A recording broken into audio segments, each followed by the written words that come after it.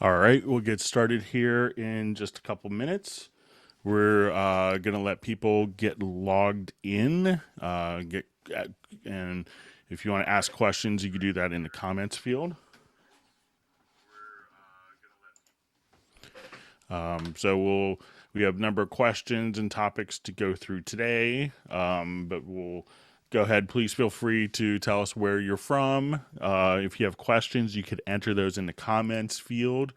Also, if you're not watching this live, you may want to fast forward to about 10 minutes. Last month or our last hangout, someone was kind enough to do an index of the different topics that we covered so that people could reference particular topics at moments in time. We just kind of include it in the comments field. So I'd like to thank the person that did that. I should have looked up who did it, but it's really super helpful. But we'll get started in just a couple minutes.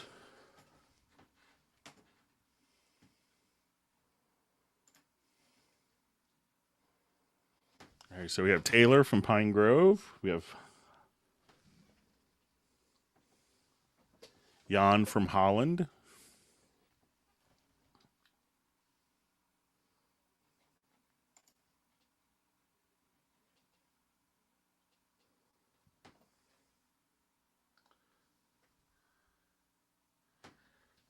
All right, we have Kirill from Moscow.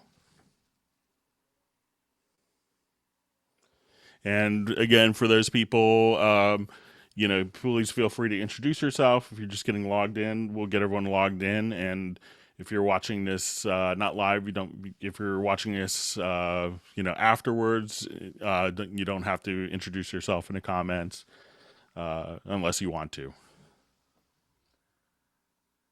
right, so we have Armenia, Amsterdam, beautiful city.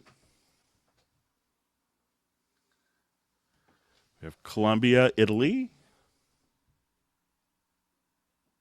All right, we have Detroit, Latvia.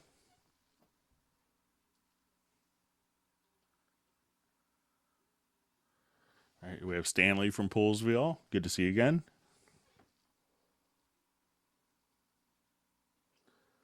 Ossining. I'm not sure where that's at. Excuse my ignorance. All right, so we have Ohio. We have Sweden. And for questions that you guys have, please feel free to enter them in the comments field. We have Southern California.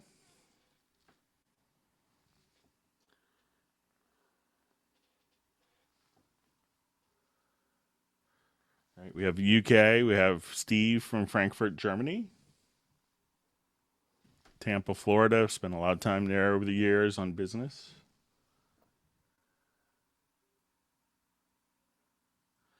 Okay, so we have a question on Very Audio. All right, so we have near Vienna, Austria. It's one of the cities I've always wanted to go to.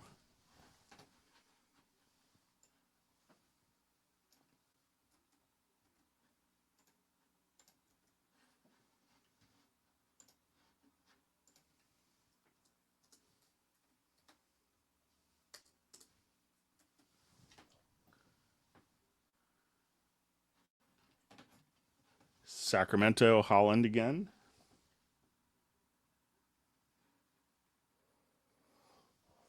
Okay, so we have a question on batch export. All right, so we have Mike from St. Louis.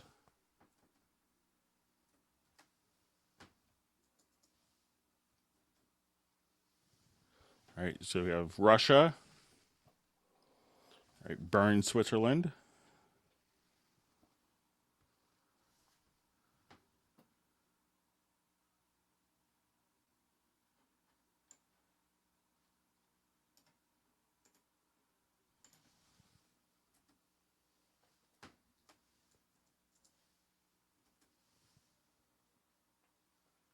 All right, we have Taiwan.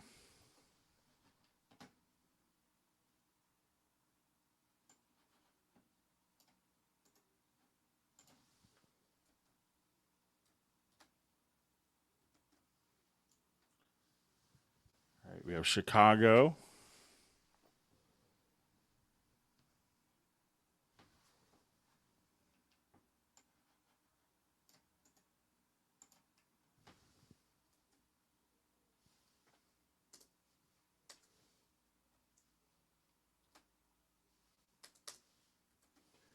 Just get questions copied over. Thanks for all the questions.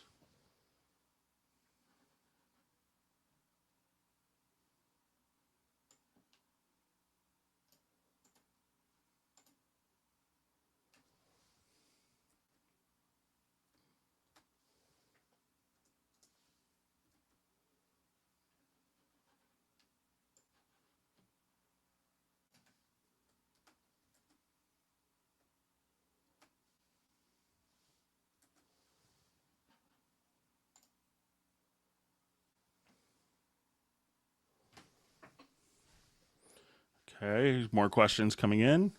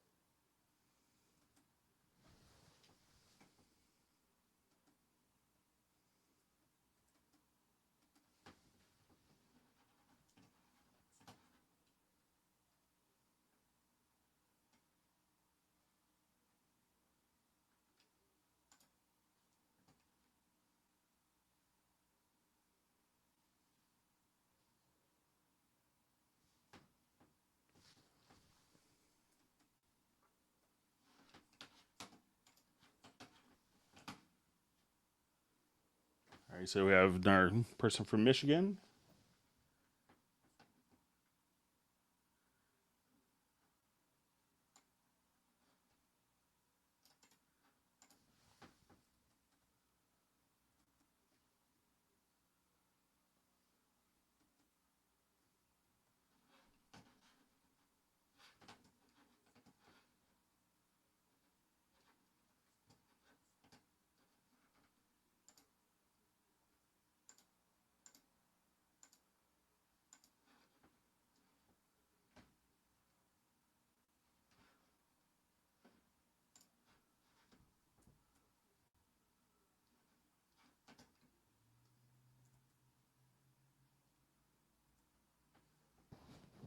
Okay, we're just copying over some more questions. Get started here in just a couple minutes.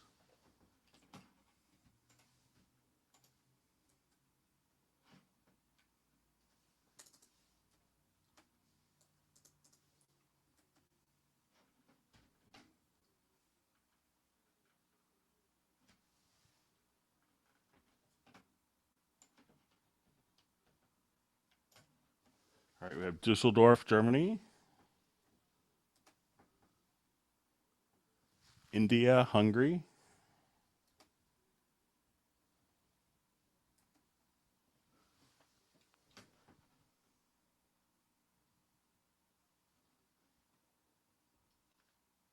all right, good to see Dave McKay from Nashville.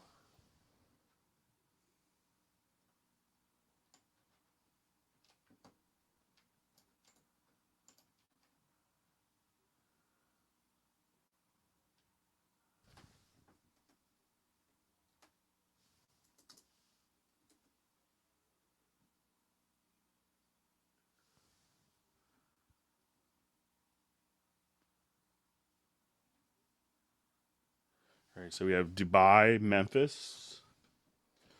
Seeing a question on how I got this view in the editor. So it's just the drum editor that's selected. So I can see it in a key editor, drum editor, or score view just by kind of clicking directly there.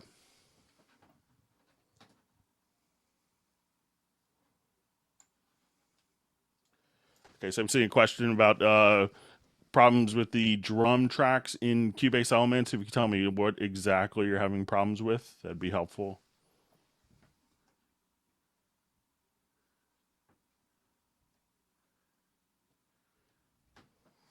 All right, so we have Finland, India, Poland.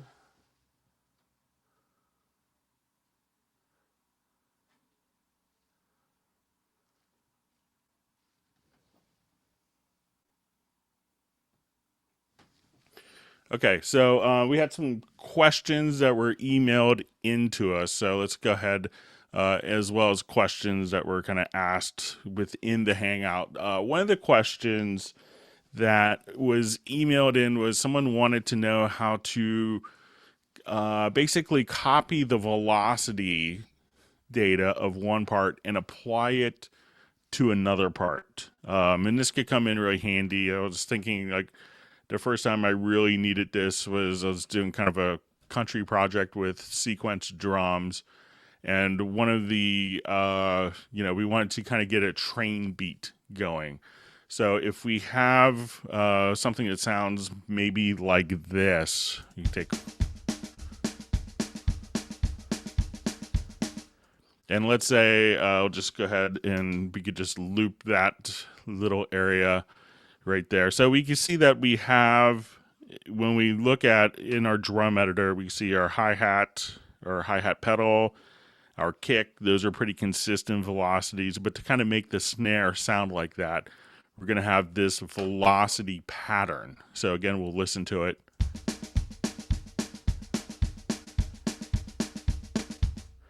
So if we wanted to, what we could do is actually come directly over here. We could go to your MIDI and we could say, or under the edit menu rather, go to advanced quantize and you can say create groove quantize preset.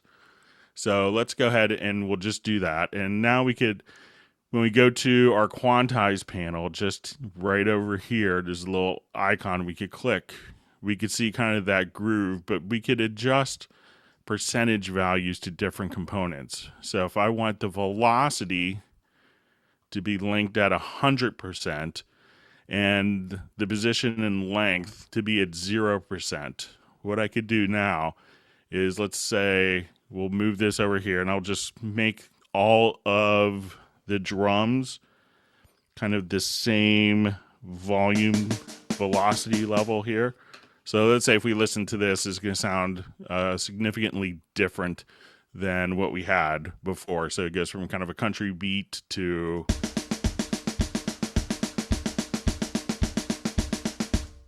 So that's not so incredibly interesting, but now if I just wanted to quantize just the selected snares with this value, and I could save that as a preset by just clicking to the right of that, I could now just come over here, hit quantize, and now we could have that velocity pattern automatically preserved for you. Now, another question I got, and since we're kind of in the overall quantization area, is, and this kind of came up when dealing with someone who wanted to have a string part. So let's say you had kind of the key editor, and I had a bunch of notes selected. And what they wanted to do is they had kind of a velocity curve. They wanted to maintain that velocity curve, but they also wanted to kind of increase in values or decrease in values so they could do kind of a crescendo. So if you select all of the events in the drum or key editor, you can now, if you go directly to the corners here, we could just tilt. And that way you could do kind of a crescendo if you wanted to, just on the velocity. So now we could have, in, for example, with this drum pattern,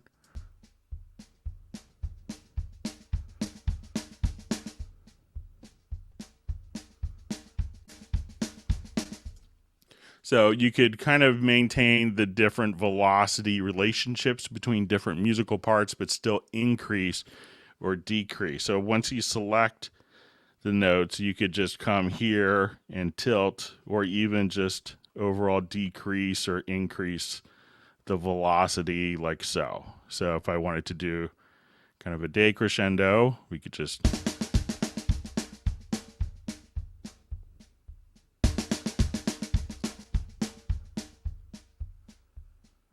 So those are some of the handy things that you could do if you wanted to have a little more fun with the quantization. And again, once we go to the edit menu, go to the advanced quantize option to create group quantize preset.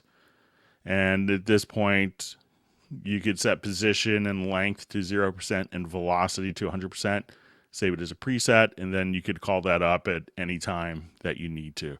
And to be able to tilt, just select the events, and then you could even kind of scale if you wanted to, or be able to tilt or compress or expand all the velocities in a very musical way. All right, so we had a question about kind of for DJ use that just was asked here. And it's about kind of taking different grooves per se, and then being able to kind of to work with it where maybe a particular song is changing tempos, and to be able to kind of regulate it for doing like a remix per se. So I think I have a project that's kind of set up for this that I could use on YouTube without paying excess royalties and getting dinged for. So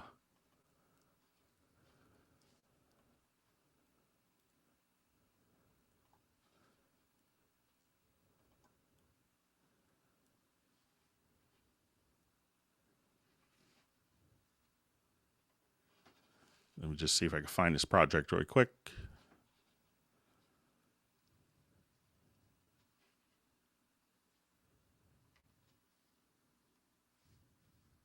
If not, I could just create it.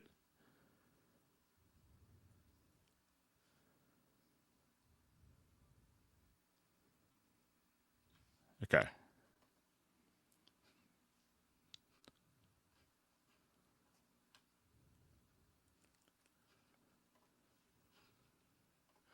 All right, so sometimes when dealing with different tempos, what could be interesting, let me see if this file.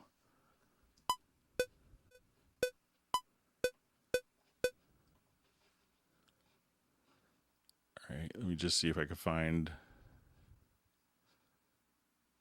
this file really quick. If not, I'll just recreate it. So,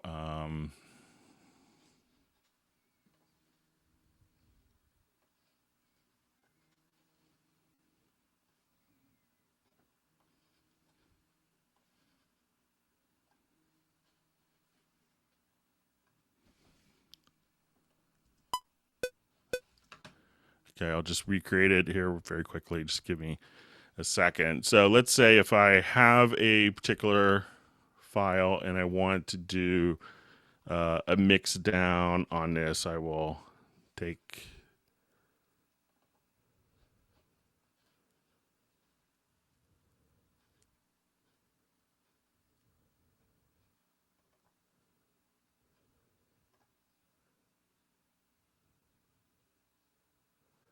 and I wanted to kind of regulate the tempos a bit. And maybe I don't have this particular project. Let me just import another file, which may work.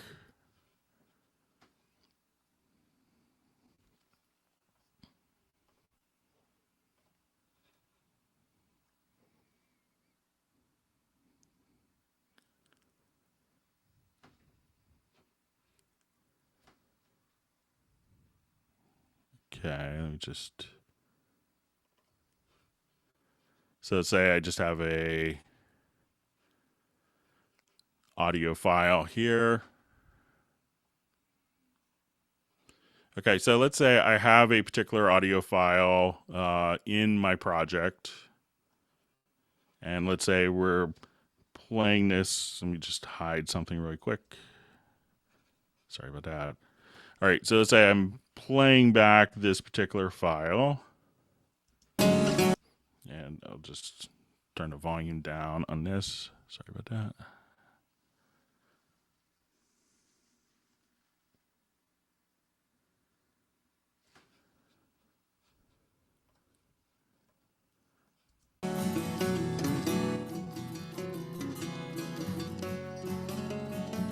So if I wanted to do like a tempo map of this, what I could do is select a file. And let's say I just want this file to, we'll just have it start like here. And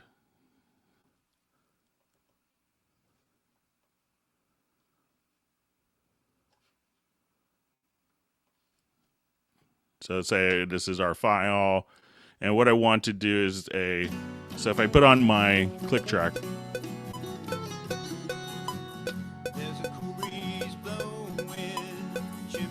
so the click isn't lining up with that. But what I could do now is come directly here and go to my project menu, and we'll choose tempo detection. And then what we're going to do is a quick analysis of the tempo detection. And it's going to kind of figure out what the beat is. So if we come here,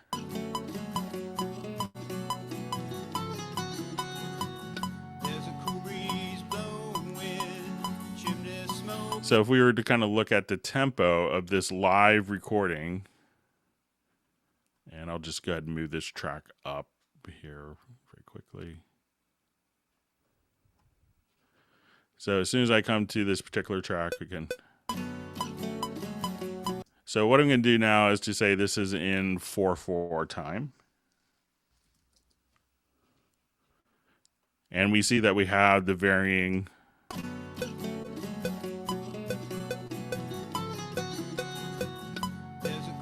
So as we do this, what we want to do is to take, if we're doing maybe like more of a DJ thing, is I could go to my audio, and under advanced, we could say set definition from tempo. So a lot of audio files, if they're a constant tempo, and this is like handy if you're doing DJ work, it's very easy to kind of say, okay, this is, 88 BPM or 108 BPM. But if the tempo is fluctuating, that's when it gets to be more inaccurate. So I wanted to come here, and we're going to say set definition from tempo.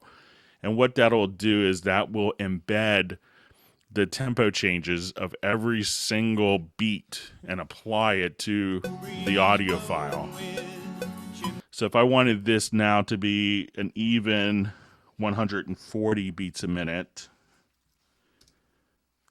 I could see I could see it a straight line here, and that's actually the tempo that's going to be played back versus the squiggly lines, which are the original tempo.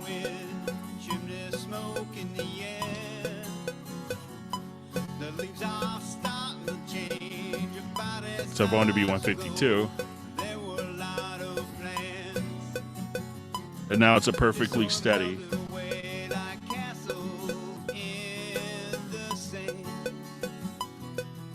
So that way you could just literally, or if you wanted to, so that way you could take something that has kind of a evolving tempo that's fluctuating, and what you're able to do is to just change the tempo map here and type in a fixed value. You could also just kind of take the tempo here and say I just wanted to have it slow down, taking the original tempo.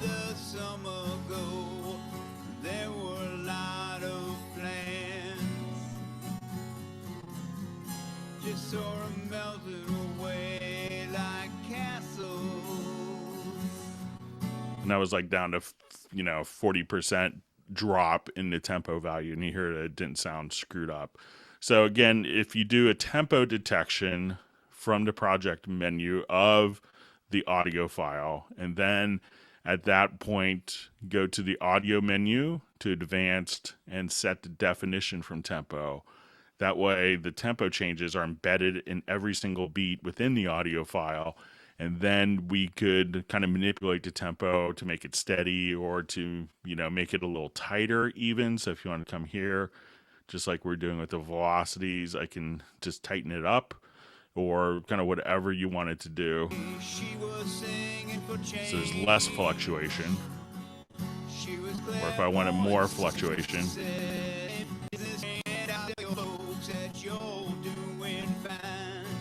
So those are some of the things that you could do. So if you're working kind of with Tractor, or if you're working kind of preparing something for a DJ, instead of having to chop up each bar and time compress each bar, which you could do if you're getting paid by the hour.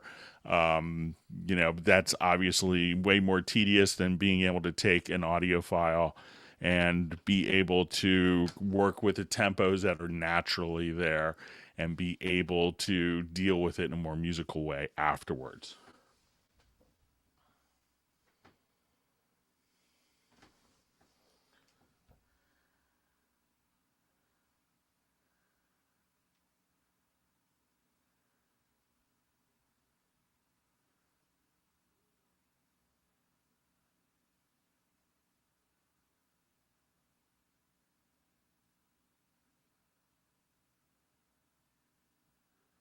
Just reading through some of the more other comments here real quick.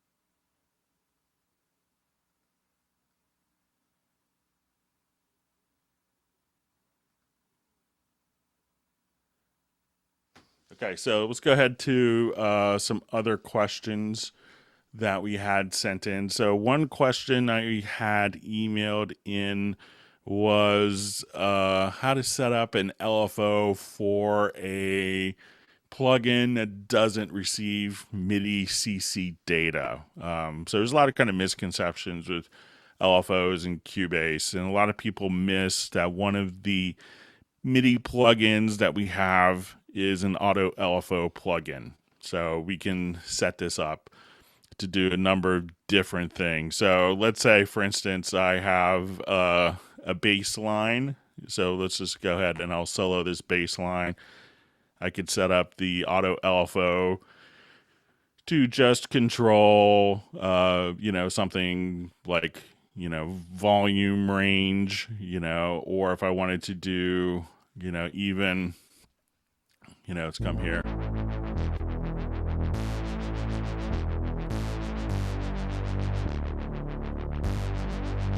So I have this set up to control the cutoff. Now, something that a lot of people don't know is, like, if you're here, and let's say you don't have a MIDI controller hooked up, if you wanted to assign, a lot of the plugins that come with Cubase, especially the MIDI plugins, the instruments, you could learn CC. If you actually don't have a physical like MIDI control surface, like a lot of times I'm traveling, I don't have a laptop. One of the things that you can do is as soon as you go to MIDI control here, you could just say, I want it, let's say CC 17, and then I could just click on learn CC from this particular track, and then I could just come here and assign the MIDI CC17 directly to that particular knob. So this will respond. So what I did is I set up my auto LFO here to automatically transmit to MIDI CC16 to the cutoff. So as we play this, and I have it set for 16th notes, but if I want it to be for quarter notes,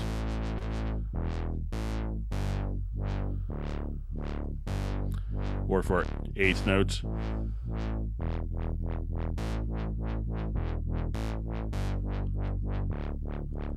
and you have different waveforms you could use as well.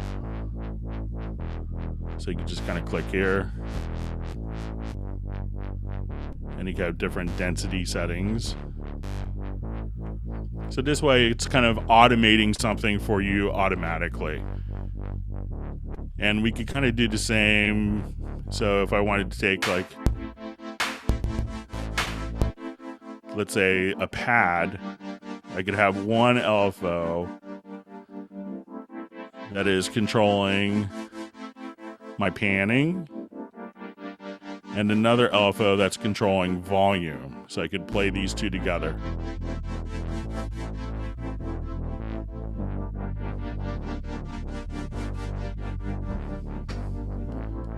And again, this is just kind of automating so you don't have to draw in a bunch of squiggly lines. Now the question gets to be, I have a insert, but let's say on my insert, there's no MIDI CC learn knob.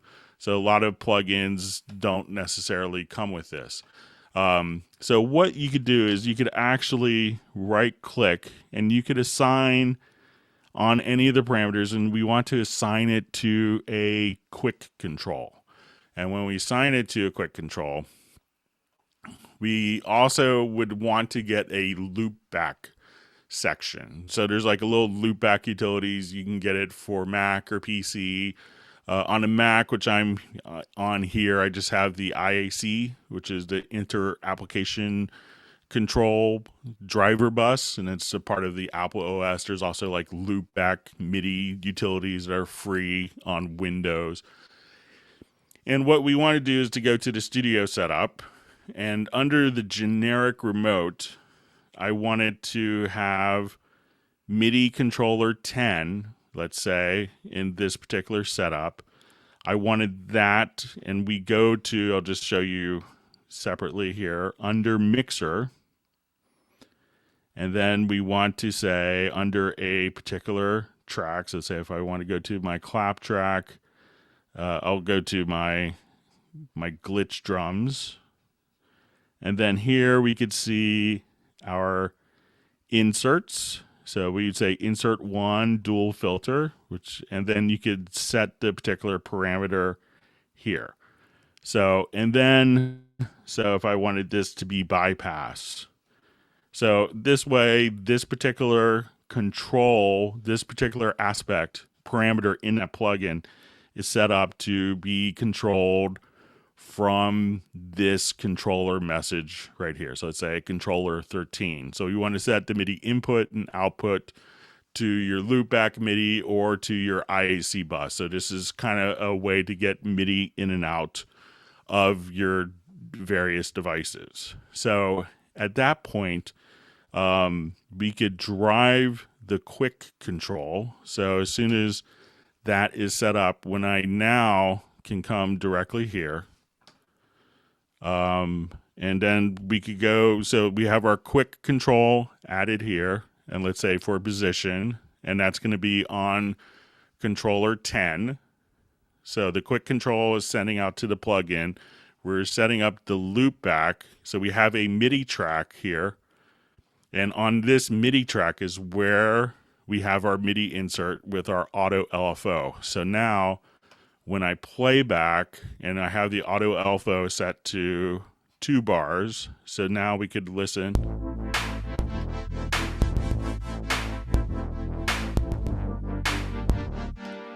So I'll just revert this really quick. And so once we have that kind of set up, I could go to the insert.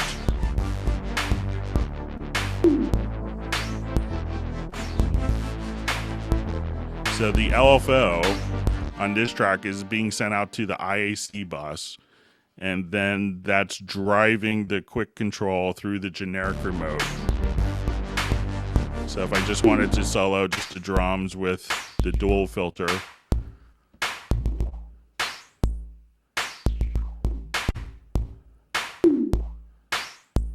and if I wanted that to be faster, I could just adjust the rate here on the auto LFO. So let's say I want it to be every measure.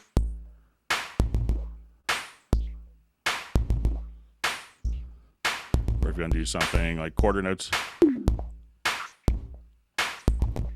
or maybe every 2 bars you get different sweeps.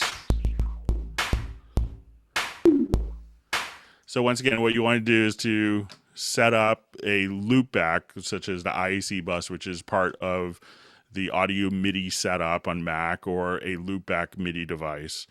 Take that MIDI track, send it out through the loopback into a generic remote, and from that generic remote we want to have a controller that's controlling, and we go under So this is the incoming controller, and this goes to mixer. Choose mixer, choose the particular channel, and then choose the inserts, or you could actually just choose the quick control here if you want to. And then, so once you choose the quick control, you could just simply have that auto alpha work for any of the parameters which aren't controllable via a typical MIDI CC message. So I'll be doing a video on this in more detail, but that should get you started with that.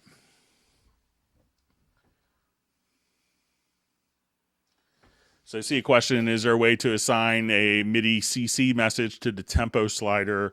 I haven't found a way of doing it yet, so I'm inclined to say no, but I haven't found a particular way. I could maybe look into it, but I don't think you can currently.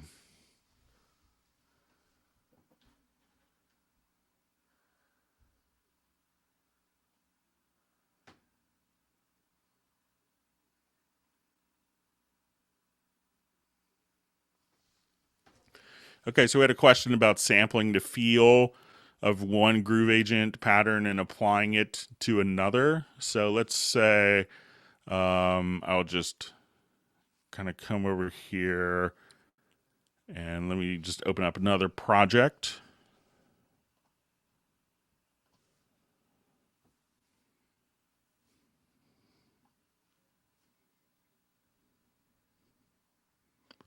See if I have one. I think.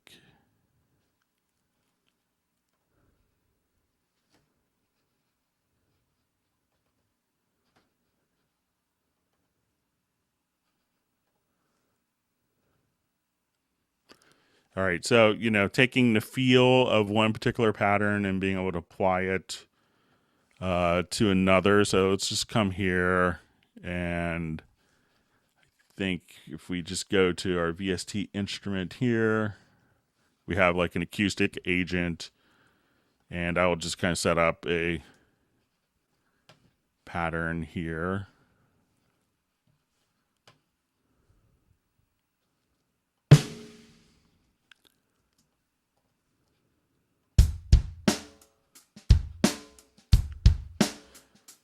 All right, so let's say if we like a particular pattern, I will just go ahead and record this pattern in. So now we can just have this follow the transport. So I'm going to set the input to my acoustic agent here, and then we could just record the pattern here.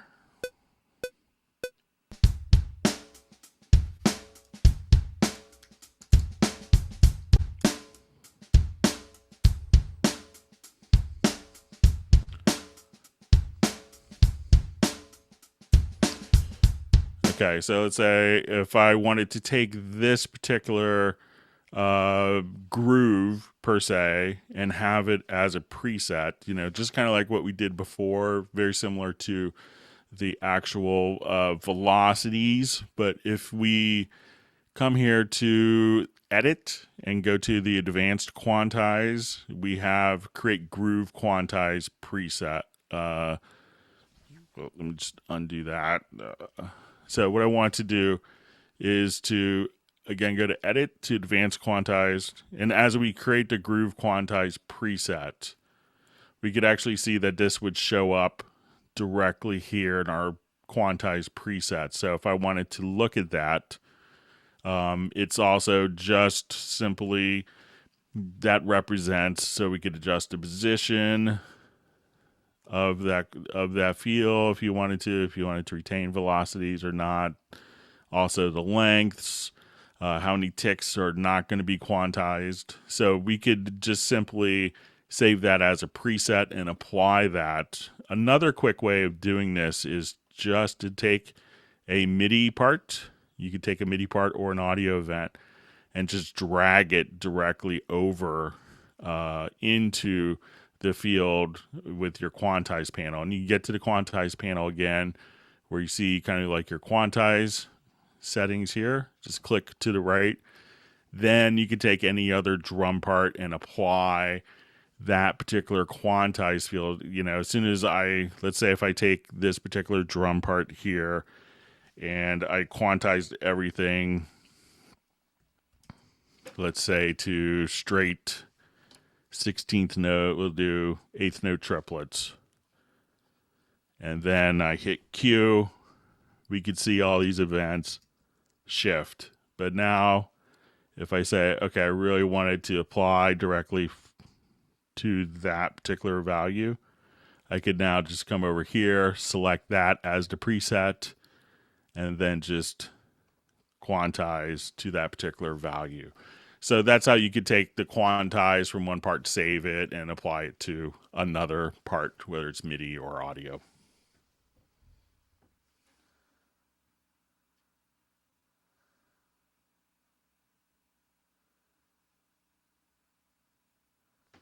I said a question, what is the drumstick tool for? So when you're in the drum editor, the pencil tool turns into the drumstick just to kind of be cute. So this will allow you to enter in data. And if you wanted to put in different rhythmic values like 30-second notes, you could do that as well. So you could have your snap based on different components within the editor as well. So at that point you could just have different snap values for particular events, but it's basically what the pencil tool is in the MIDI key editor is what you have here, but just in the drum editor like that.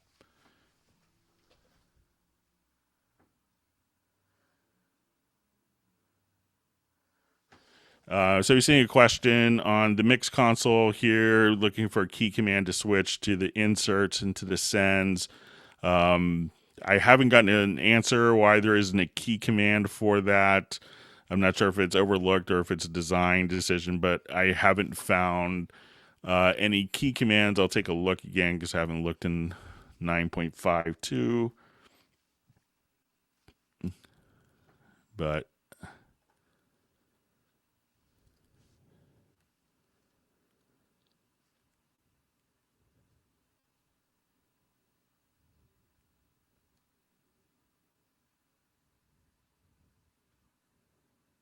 yeah, I don't see a key command to do that.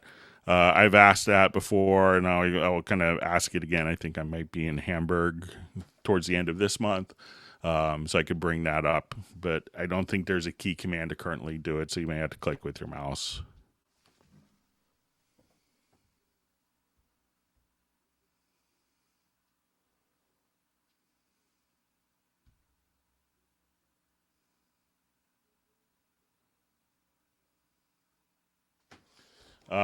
So we have a question on where are the lane buttons saved. So let me just kind of come over here.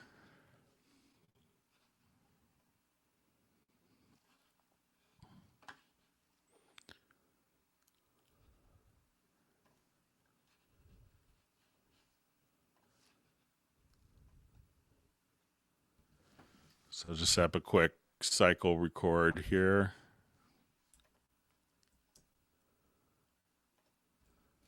So let's say if I just record it.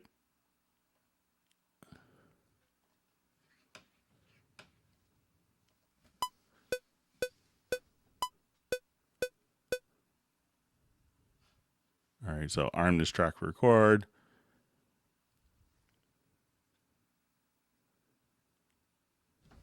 All right, so say we've done a couple passes now. All right, so you have a lanes button here. If that's not visible, you might want to right click and then you have track control settings and make sure that you have the lanes actually visible. It could be that you may be in the hidden controls and that you wanted to add them to the lane display type. So if I remove it and then hit apply, all of a sudden there is no lanes button to work with, but you could now again just go here to the track control settings and make sure that the lane display type is set up. So now we could see this. Now, another question that I get with this, like if people that have done a series of recordings and they want to turn these lanes into audio files for another program that's not smart enough to have lanes, what you could do is if you select the lanes here, you could actually right click and say create tracks from lanes. And that way that will be included in like, something like an OMF transfer or just, doing stems and stuff like that. So so if you don't see the lanes button, right click here, go to track control settings, and then make sure that you see the lane display type on the visible controls. So, and hopefully that'll do the trick for you.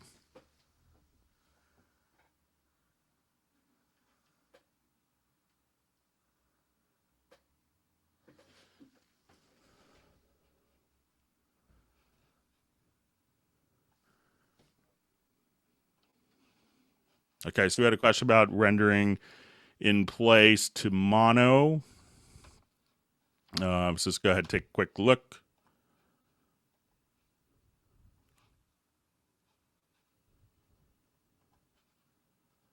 So I'll just open up another project here.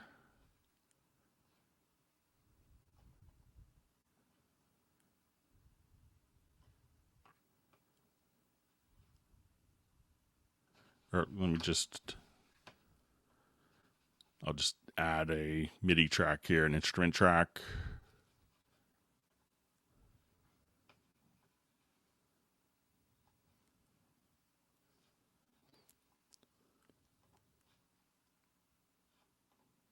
I'll just choose a retro log patch.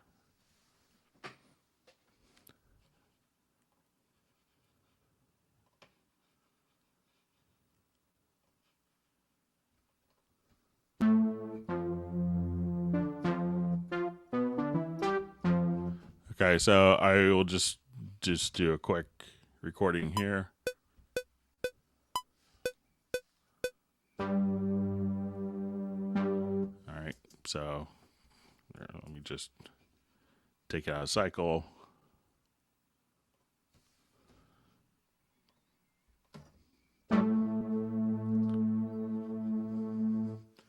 Okay, so let's say I have just a MIDI track. So if I wanted to quickly do a render in place, most of us know that when we do this, we could actually, when we go to our render settings here, we could, there's different options here. So you could do, if you have multiple events, you could do it as one event. You could also include like the EQ. You could also include the complete signal path that you want to be done. So now it's a stereo source. So when I go to render it, it'll generate a stereo file. Now, if we wanted to do something, sometimes people, if they're doing like a bass, may add an instrument track and make sure that you have just a mono output. So if I come here, one of the things that I like to do and is when I go to my VST connections or my audio connections is just have a mono output bus, and it doesn't even have to be assigned anywhere. So I think that if I take this retro log track now, and let's say if I open it up in my mixer view, and then I choose to mono output, that when I go to render in place, that it follows the mixer settings. So now let's say just render.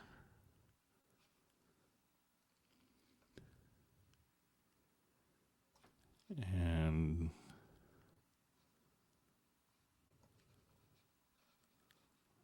let me just get rid of these again here. Give me 1 second.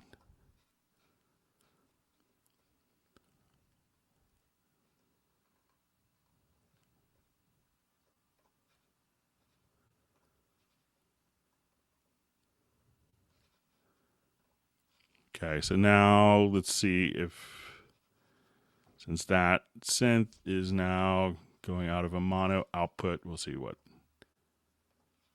happens when we go to our render in place.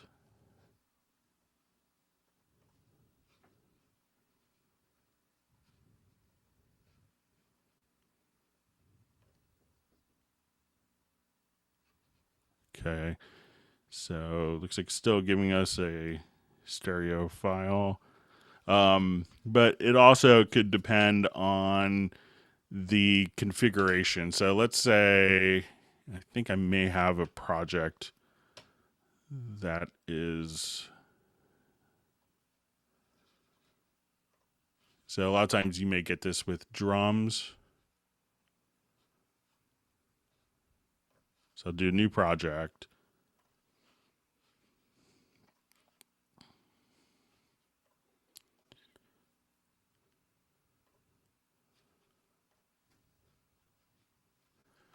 So let's say I have a Groove Agent SE.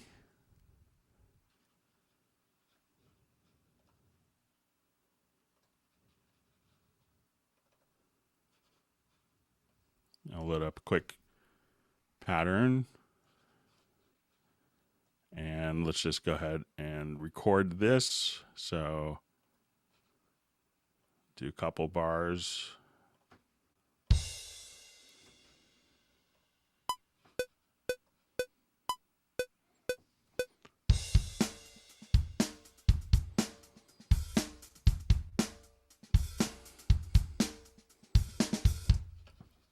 Okay, so now what I want to do is to make sure I have the outputs activated here. So let's say I want kick, snare, hi-hat, room, and overhead mics. Okay, so let's say I want it, I go to my mix console here, and I wanted to add 3 mono groups. So first, what I want to do is within the Groove Agent, I'll just loop this pattern. I wanted to go to my outputs here, and this could be, dependent upon your instrument. So, not really, but you could just say, okay, my snare is going to output to hi-hats, room out of output 4, and then output 5. So at this point, I could see my different outputs being bussed. And what I want to do is to, and I think if I just add, let's say, like a mono group,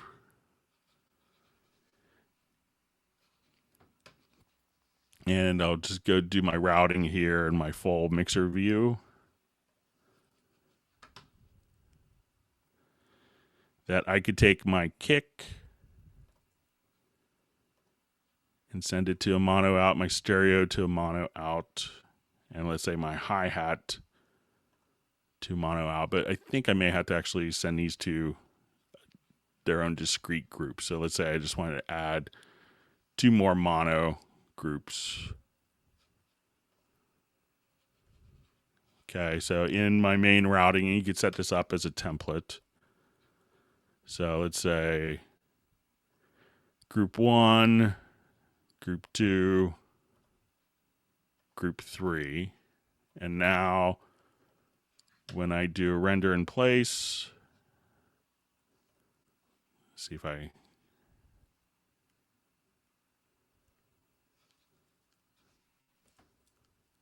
and let me just check my render settings.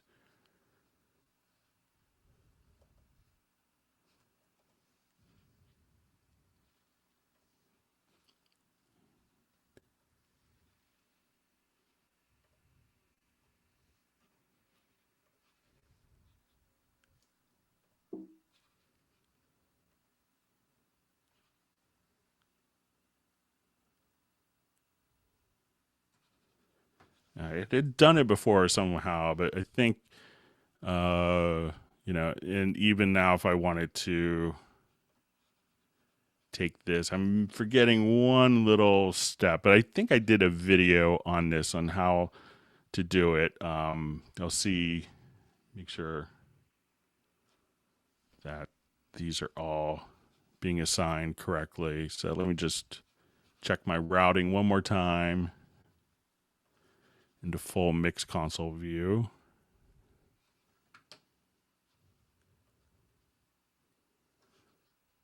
And let me just make sure I have these as mono groups.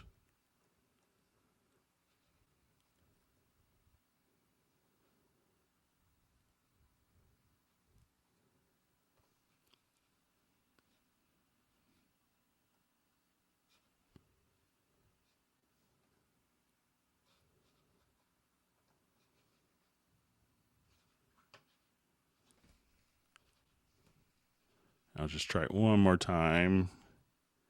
If not, I could get back to you on how to do it.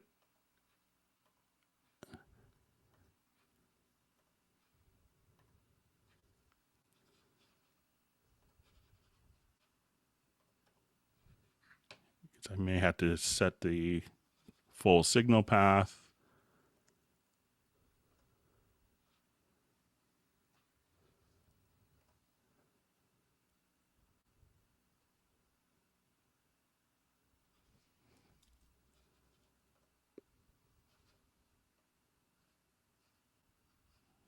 Let's try one more time, and then we'll move on if I keep messing up.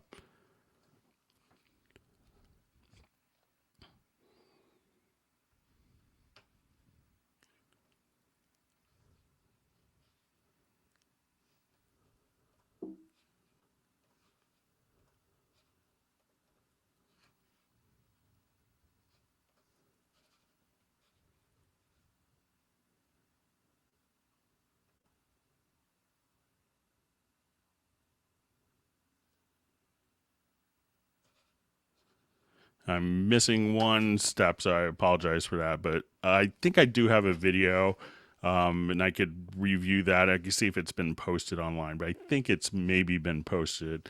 But sorry, I'm just forgetting one little setting, I think. So I'll go ahead and move on. But I think it's going to be kind of tied directly into the routing. So when you go to different groups,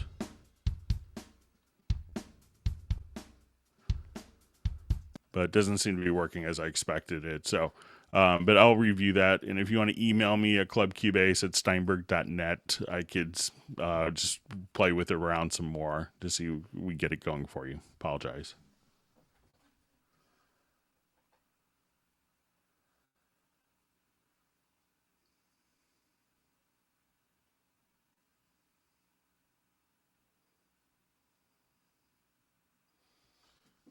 So the question is, when I open up a program, you usually have kind of too much gain going into your project or going out.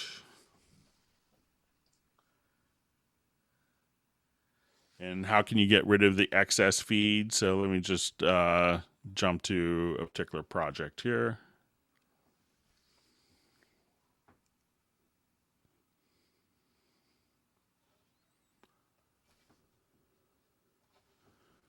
So let's say if you're kind of feeding a little too hard, you know, an easy way of doing it is just to decrease your master fader here. But it's going to be kind of down to gain structure. So it could be that you just have to select all of your events, and then you could do activate like a link or a quick link and just bring everything down. Some people will feed it all directly into a VCA, and there's some advantages and disadvantages to that.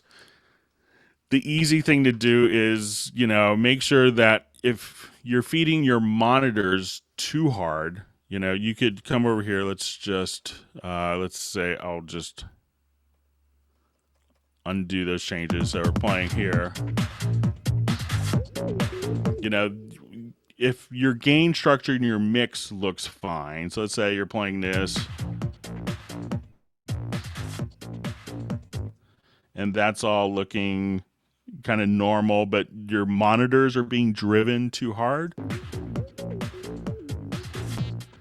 what you could do is just adjust the monitoring level, depending on if you have the Cubase Pro, has the control room functionality. And this is just your monitoring volume.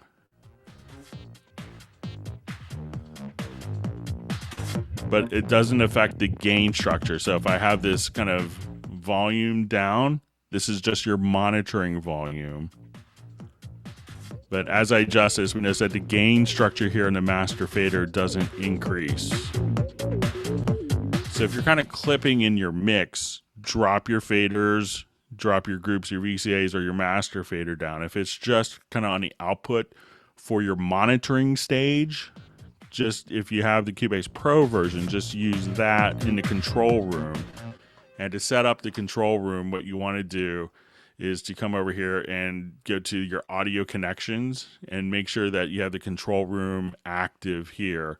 And then you could right click and add a monitor. And then that way you have just a separate monitoring volume that doesn't affect the gain structure of your mix internally. So you can kind of decouple those two, which is really important. There's a lot of other great advantages of the control room as well. So you can do stuff like, okay, I want to listen to it in mono very easily.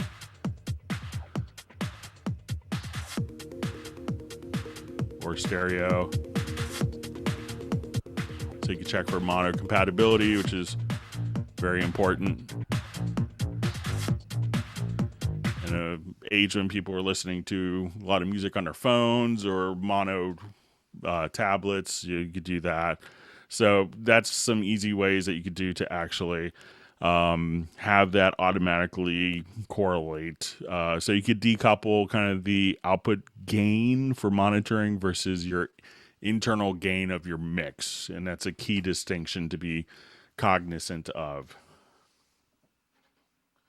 Okay, so I have a question of how someone could get in touch with me. So what you could do is you could email me at clubcubase@steinberg.net. So once again, clubcubase@steinberg.net.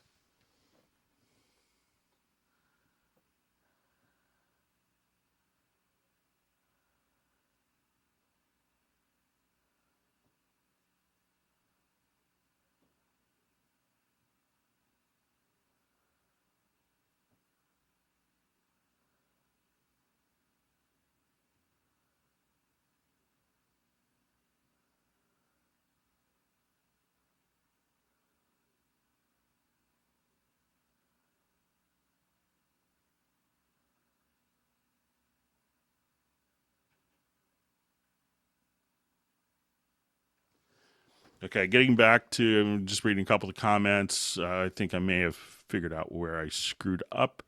I'll just try this going back to our render in place. So let's just activate this project here once again. So I'll just activate this. And I think where I screwed up may have been my final destination. So I'm just going to go to my routing here for my groups, and I'll just choose mono out here for those, and we'll see if I did it correctly.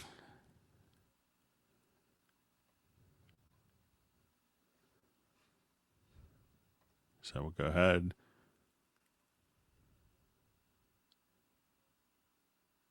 Nope. I'll play around with it. I'm sure as soon as the hangout is over, that I'll remember how to do it. So apologize for that. All right, we'll move on to the next question.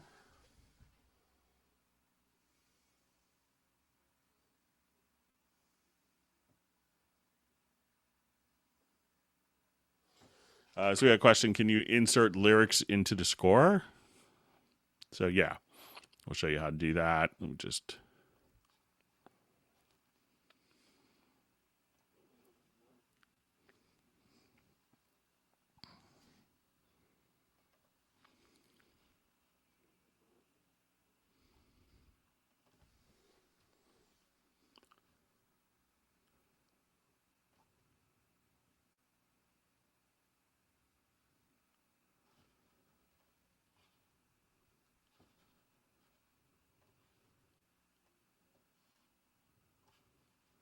All right, so let's say if I have like maybe a piano part here, or I'll just go to another project that might be easier, but I'll just stick with this one here. So let's say I just wanted to come here. So if I wanted to look at this particular part in a score editor. Now, one of the things that a lot of people miss is, Cubase has a really great capability of having a display quantize. So if we wanted to look at a particular part here,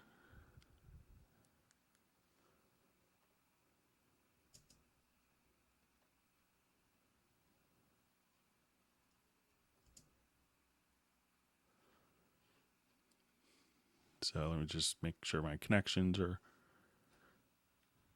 okay. So what you could do is just double click here, and then if you wanted to easily kind of do display quantize, you could do some cool stuff like, okay, I just want it to be in the appropriate key. I think this is an A flat. I want it to be split. I wanted to do display quantizing, such as the smallest rest and notes that I wanted to play.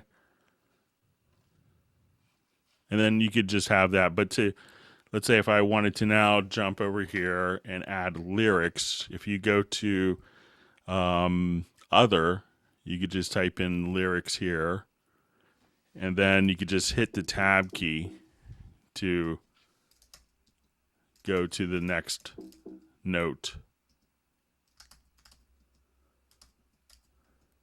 So, and then as we would choose to move particular notes. So if I wanted to just go to my layout tool and I moved a particular note here, we would see that the lyric would move automatically with the particular note in the notation view. So to get to the lyrics, once you're in the score editor, make sure that you have the inspector turned on. If you don't see that on, you could just go to the upper right-hand corner and show hide the inspector, and then you could just see the lyrics, and then it'll turn into like a pencil tool automatically when that's selected, and then just click and hit the tab key to go to the next note.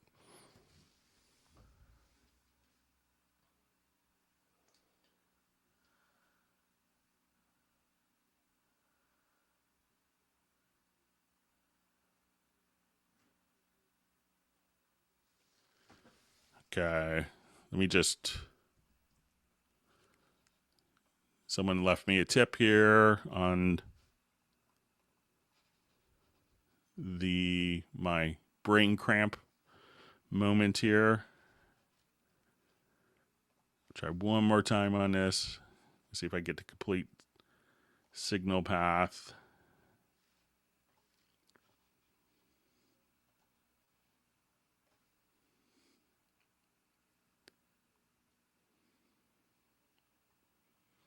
All right, so here you can see that you can have your mono and stereo out at the same time. So if we wanted to do that, that's, so if you go again directly to when you go to the render settings, thanks for the tip, Patrick.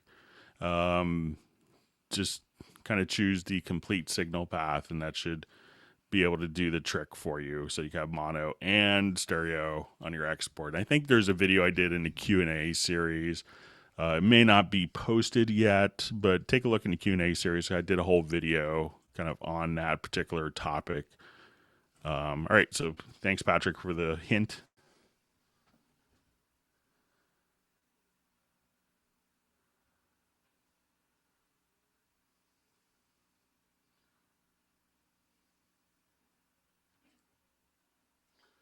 All right, so someone was asking what settings they could use to stop CPU spikes on their Windows machine. So if you come here, and if you go to your device setup, and one of the things that a lot of people just miss is going to the control panel and just raising the buffer size. So if we come to your VST's device setup, in Cubase 9 and previous or 9.5, go to your under your VST audio system, select your audio interface, and there try to raise the buffer size up, and that should help significantly. If you haven't done that, that's always the first thing to do. Within the VST audio system, make sure that you have ASIO guard, that you have the 64. You could have 32-bit floating point engine will save some CPU. Also, make sure that you have the multi-processing. I don't think anyone has a single core processor anymore. But those things would help. And there could be some underlying issues like,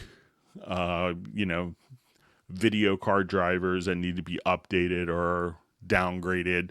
So you can check some of those things out. But usually the first thing you want to do if you're getting some CPU spikes is just kind of to adjust the buffer size, and that will kind of make your whole computer work a little less strenuously.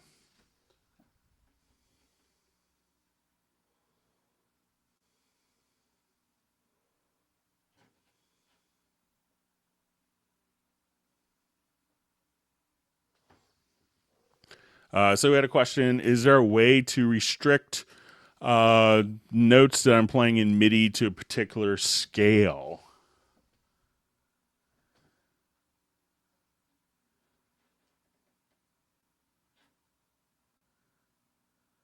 So if they wanted to play perhaps in the key of F, that it would only play keys, only play notes within the key. So I think we might be able to do this through a kind of an input transformer.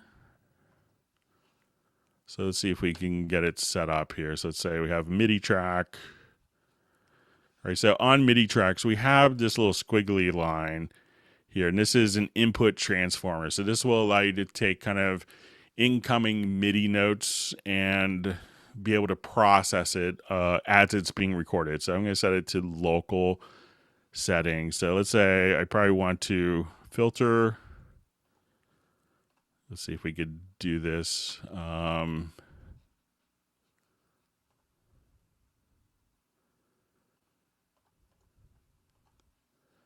Filter events that are equal in notes. And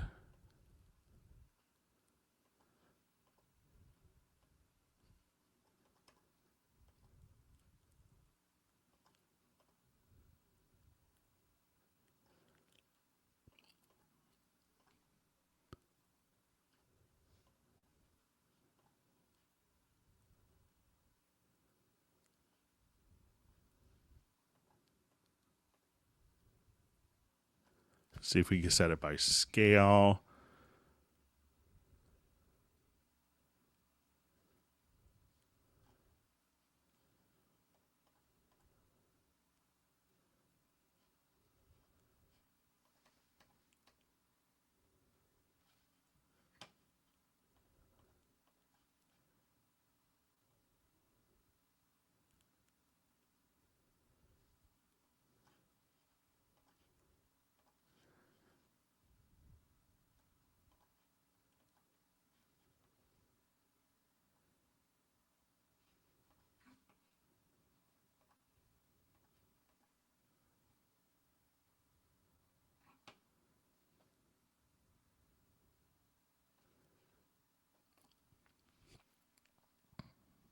Okay.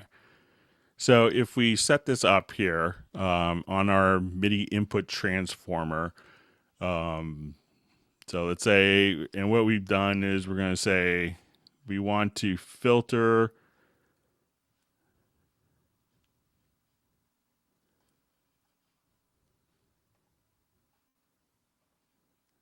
we're going to say transform notes to scale of C major. So let me just go ahead and record some MIDI data here.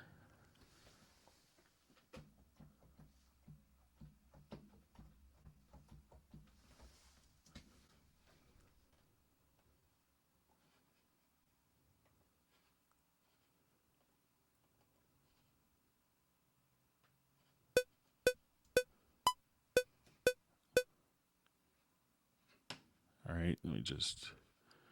So at this point, what it's going to do, it's going to transform all notes to the scale of F major, just like what you wanted directly in here. So again, you want to go to,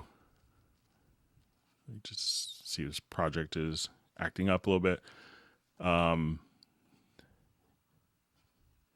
So go to the input transformer, function transform, type is equal to notes, value 1 transposed to scale, and then you could set the parameter to like F major here. Give that a try, and I think that'll just kind of do exactly what you want it to. My Mac doesn't like my MIDI interface, I don't think, that I'm using.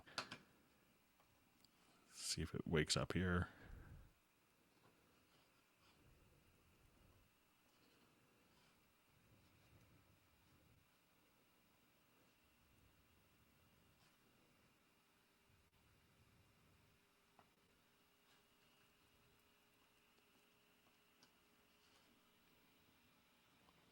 All right, I'm just going to...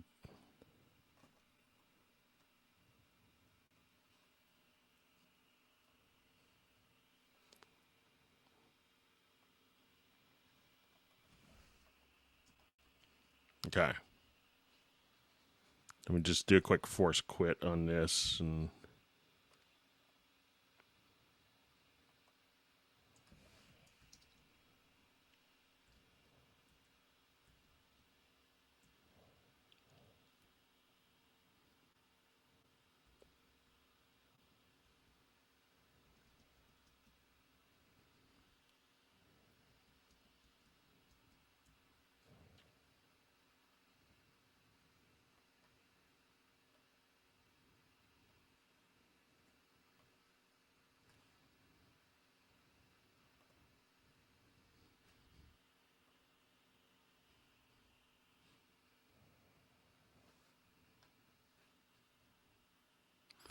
all right, so just get it rebooted here. But so, and we'll go over that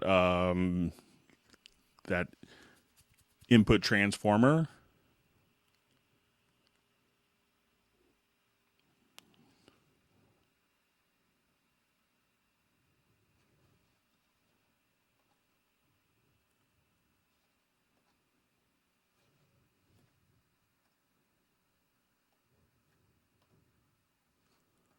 Okay, so we'll go to a MIDI track.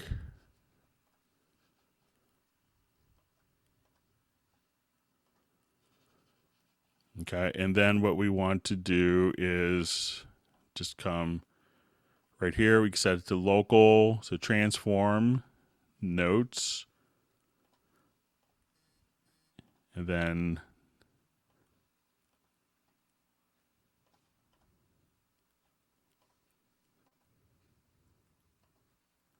transpose. So type value 1, which is the pitch. You want transpose to scale, and you could just say to F major, just like that. So, and that will, and also when you do this, make sure that you turn the module on like that. And then that should do the trick.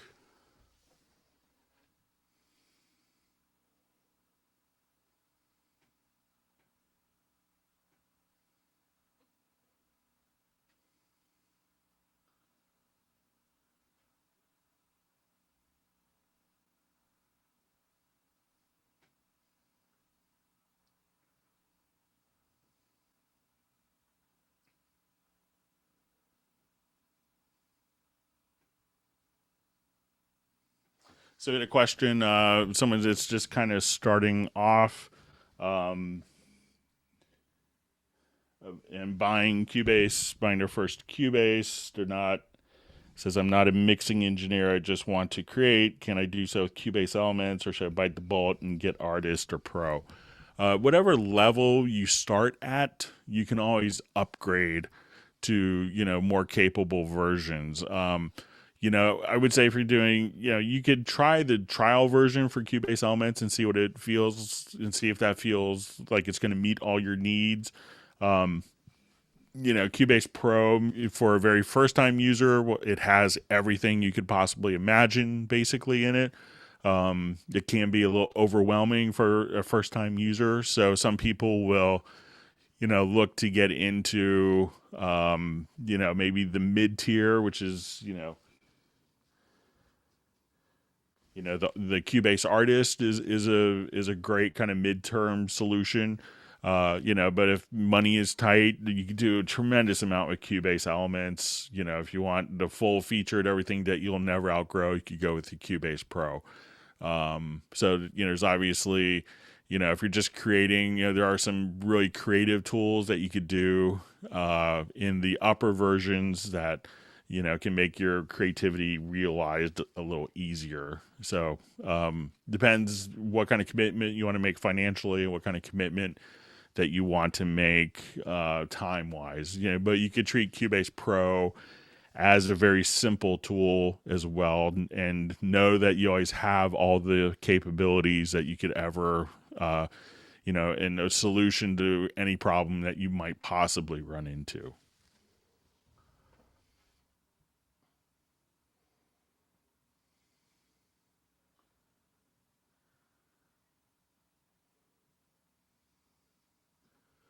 I got a question. Planning to install an external SSD to put Cubase on. Can you do that? I don't think it's any problem. I think you might just have to do like a custom install. I haven't tried to do it in a long time, but I don't think it would be a problem. You'd probably get better overall system performance installing the application onto your main drive, and then maybe all the sound content onto an SSD drive, which you could also do during the installation. There's a lot of samples and stuff like that.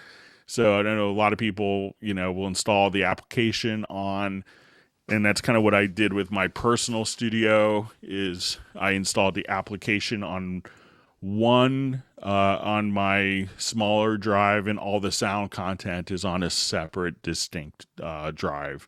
So just so I could keep all of my samples and on one particular drive in case I needed to update or just take that drive out somewhere else or archive it.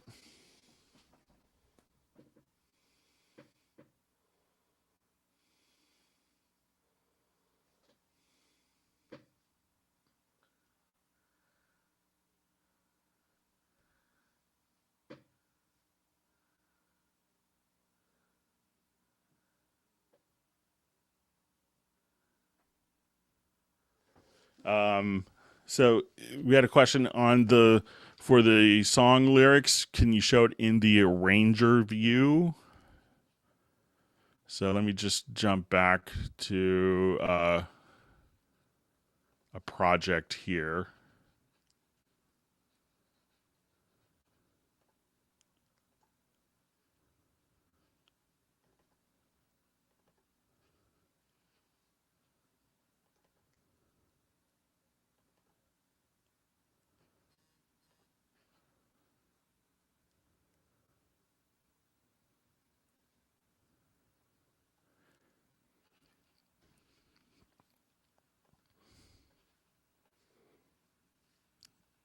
So if you wanted to actually, see the lyrics here for, let's say, the piano part, I know some people will, just put the lyrics in. So say we go to the editor and you can say, let's go to other. And now you could type the lyrics in here.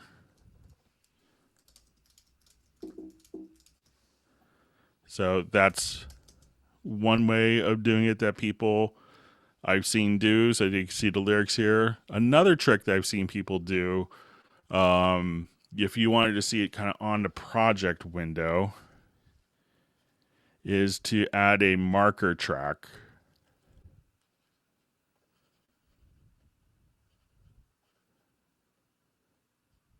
So say if we're here on this particular part, we could just come right here. Let's add a marker. And then you could actually, in the description field,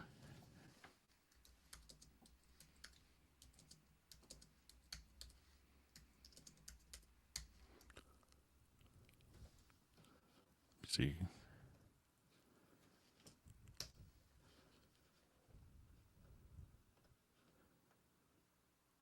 And I've seen people just enter in lyrics like this.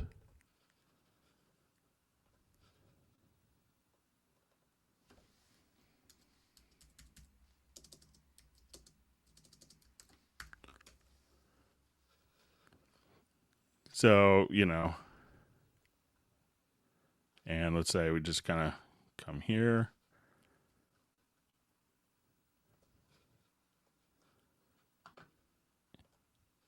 Again, then we just put this always on top.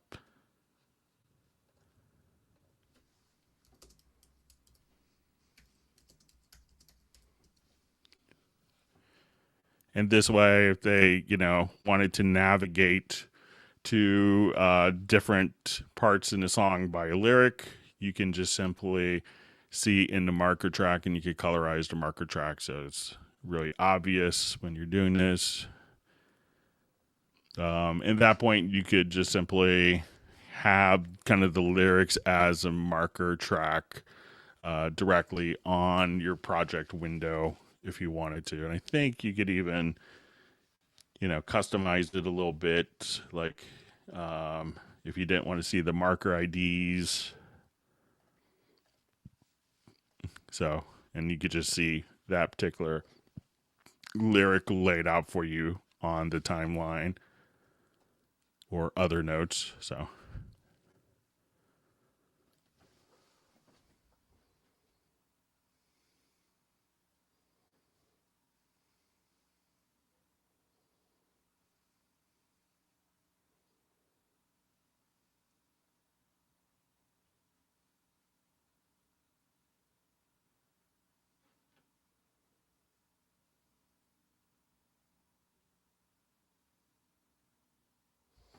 okay, so seeing a question when dragging is probably with adding like a groove agent. Let's just do a groove agent SE.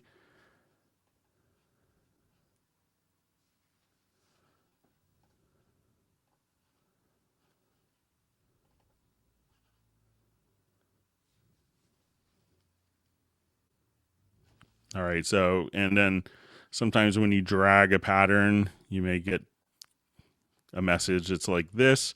And why that is because it's basically saying that some of the pads are being shared. So if you actually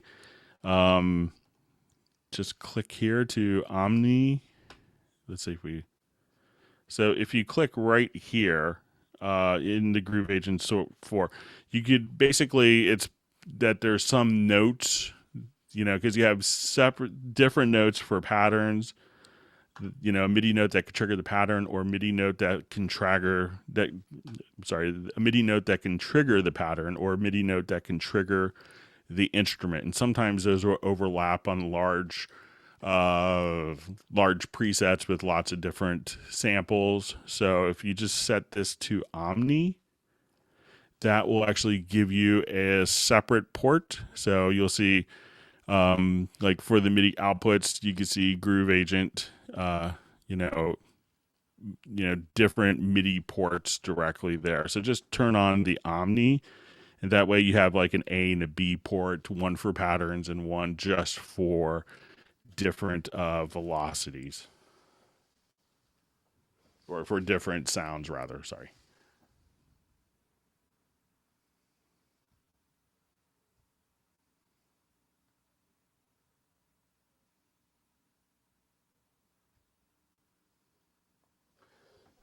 So we have a question. Besides YouTube, do you have tutorial videos on latest Cubase? Pretty much all the videos that I've been involved with, I just put on YouTube. So we have hours and hours and hours of different videos. So if I did a hands-on series, it kind of really focuses on the new components found in Cubase 9.5.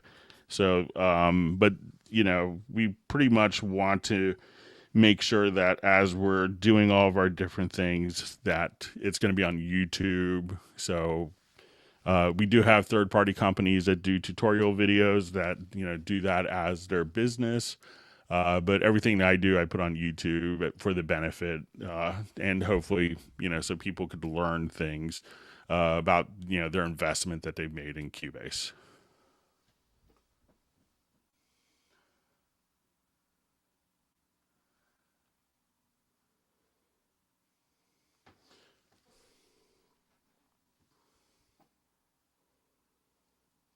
Okay, just reading through a couple comments here.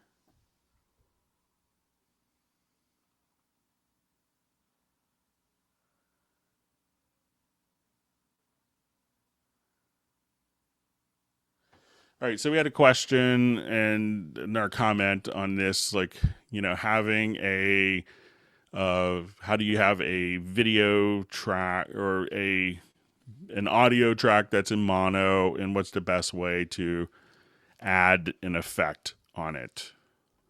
So I'll just revert this really quickly.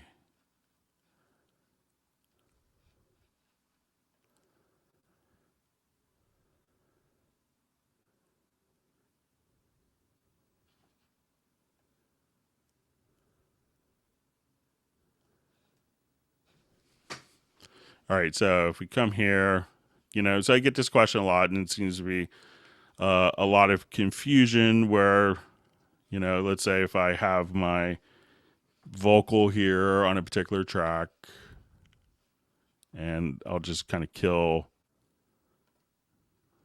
my sends here.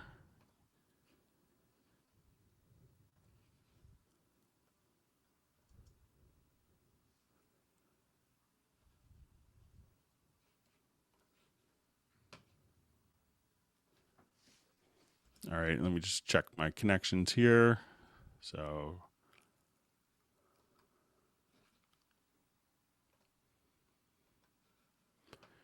okay, so if we listen to a particular track, dry.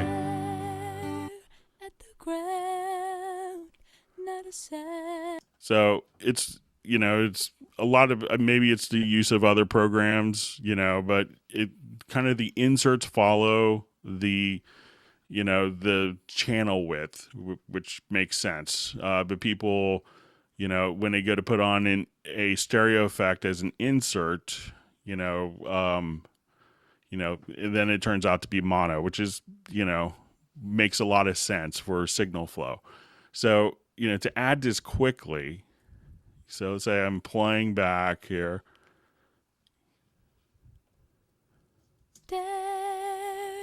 You could just go to your sends, right click, and say add effects channel to send 1, and then just choose like your reverb here. So say you want a revelation. So now as soon as we do that, you stare at the ground, not a sound. Tell me why.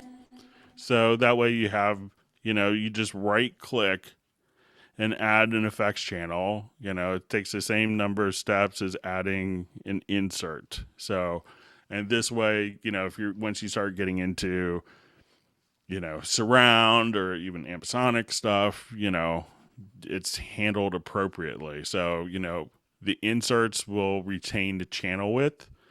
So if you want an effect, just simply kind of come right over here. And you could also just say, okay, I want this, go to your sends, right click, add effects channel, send.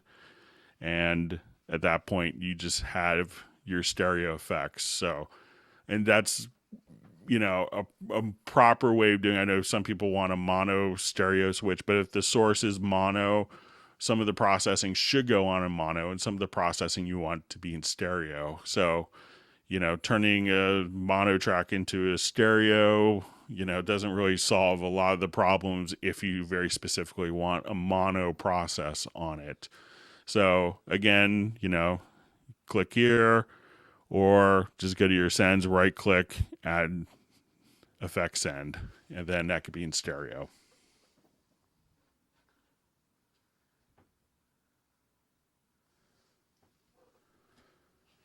Okay, so we had a question about just importing samples into Groove Agent, like when it's first started up. So say we have the Groove Agent SE. We come here, you could, if you just literally kind of take any sample that you want. So let's say if I wanted to take just a range here, I could just take that sample and drag it directly onto a pad. So at that point, you could, just unsolo it. Sorry. And if I wanted just this portion of the file onto a different pad, so you just drag and drop. And then if you wanted to actually kind of play around with that, you could say, okay, let's just do a key range here.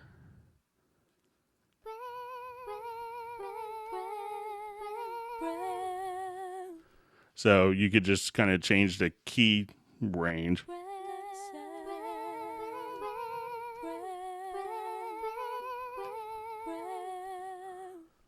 Just drag and drop. So it's pretty easy. So even from your media bay, if you wanted to come over here, you can say, okay, I've got a bunch of different drum samples lined up here. Just drag. So I want that kick on C1.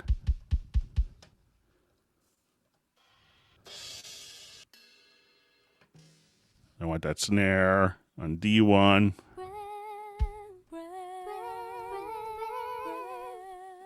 So really easy, just kind of drag and drop your files from Media Bay, from your project window, from a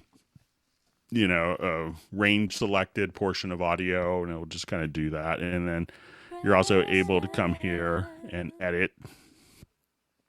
So once you go into your sample, if you wanted to choose like different start and end time, so we can just, you could do stuff like that. So really easy, just drag and drop right into Groove Agent SE.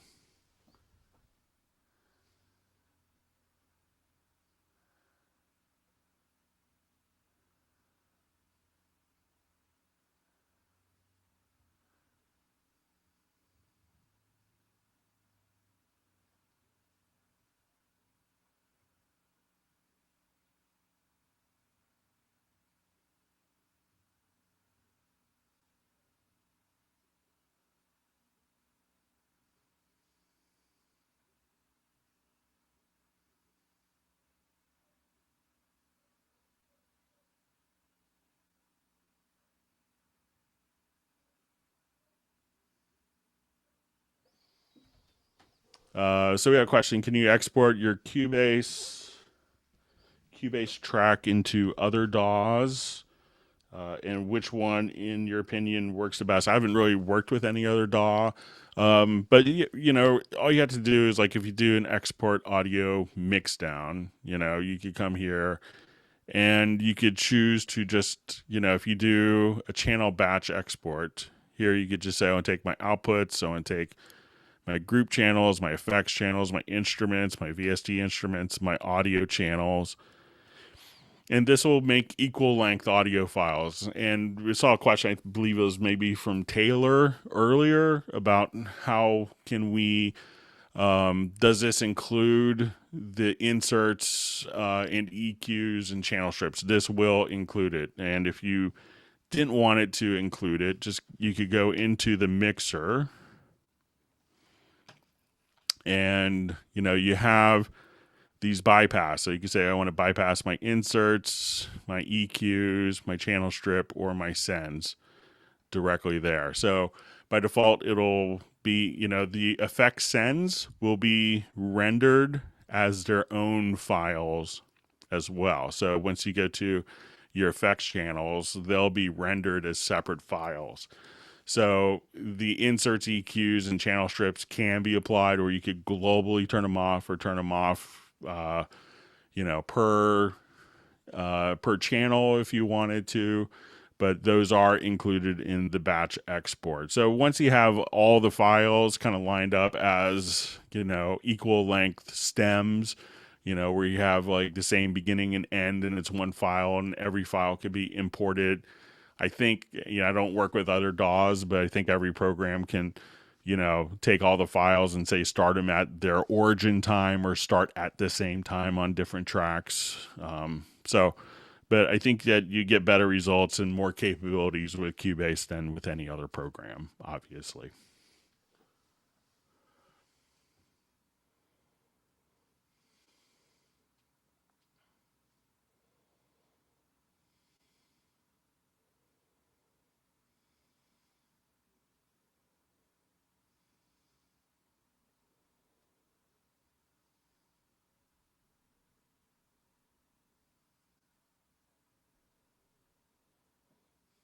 Okay. So just a question, kind of getting back to our mono stereo. So if it says if a new stereo track is created and a mono source is used, uh, and then can a stereo insert be used? Yeah, it can. But, a lot of times, and I've seen people do this to kind of get around it. So, say if we add an audio track, and let's say we add a stereo track right below, and then I've seen some people just take their, a mono source and put it onto a stereo track and take a stereo source kind of on the same tracks. I've seen some people do that, but I think if you use kind of, I think it's probably better to use, if you're doing a mono track and you want stereo processing, that you probably just would use a send to do it. There may be some reasons why you'd want to, but I think it's most people want to just add all their effects as inserts. And there's different choices for different scenarios. So, I think it's probably best to, if you have a mono track and you want stereo processing, you can just add it as an insert or add it as a send and kind of do it appropriately like that.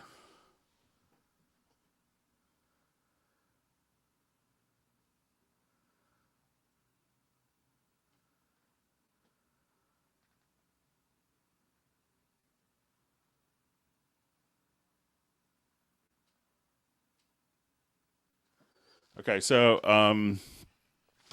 getting back, I think this might have been to an earlier question, maybe about the lane types that we talked into about. I'm just going to reread the question here. So, show where saved track control bottom settings are presets, not lane buttons. Sorry. So it could be that if you wanted to add this as a track preset, that you could come here, right click, and just say load track preset. Or let's say if I want to save it first, probably makes sense. So I could just say save track preset. And let's call this April 4 Hangout. So I'll hit OK. So now if I wanted to add a track, I could just say we're going to come here. And now I could just type in April 4th Hangout.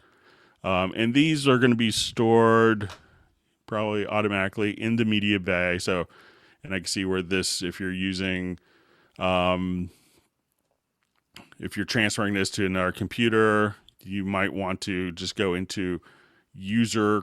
So if you go to the media bay, so if you're copying, you want to copy all these to a different computer, which is probably where the question is going to, you could go to the media bay here.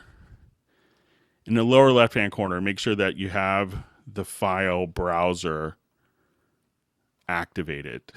And then you'll see user contents. And then you could see under track presets. And then if you wanted to, you could select this and just say reveal in Finder or reveal in Explorer. and then you could copy that whole folder out. So once again, if you go to your media bay, make sure that you have the file browser open. So if you want to copy over all your track presets, select user content, track presets, and you can say audio, and then you should see it there. And if you still don't know kind of where that is, you could, and I think if you just kind of come here, maybe an arrow over, and you could also probably, choose which parameter, but select it, right click, and choose to reveal in Finder or reveal in Explorer. And then that should take you directly to where it's located on your computer's hard drive. And you could copy that over to a similar path on your new computer. So sorry if I misunderstood earlier.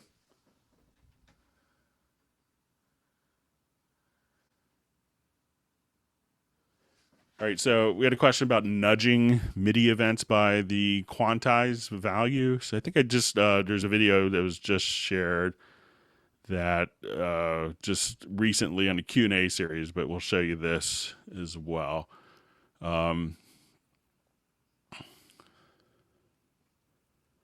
So let's say my let's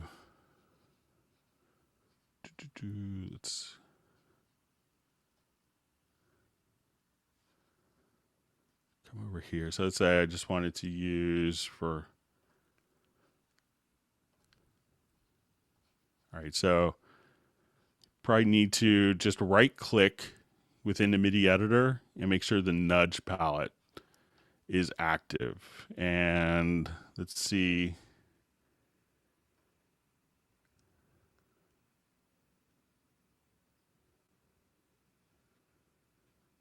So when I come here, so let's say,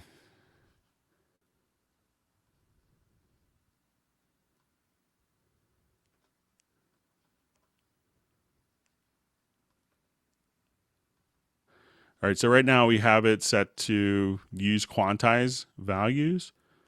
So if I come here, let's zoom in, and let's say I have this note I have my snap set to quarter notes, and you could actually now move and nudge based on your snap. So if I have it set to move left by eighth notes or move to the right by eighth notes, or you could trim the start or extend or take the tail. So probably the key is just right clicking and make sure that you have the nudge palette visible. And then, there are keyboard shortcuts that you could assign for all of the nudging. So if you want to take, a bunch of different events here and nudge by eighth notes.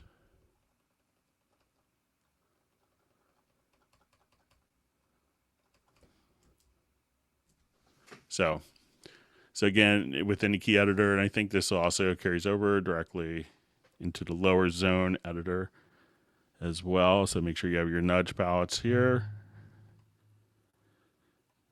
And then as you select, so again, you just snap on and off and use the quantized value there.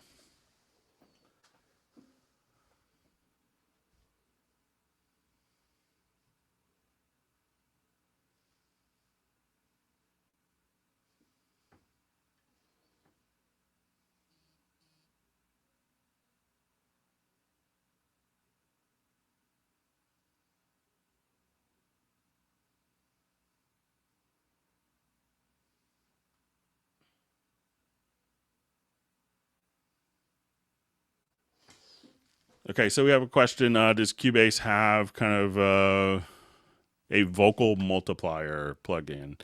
So let's just come over here.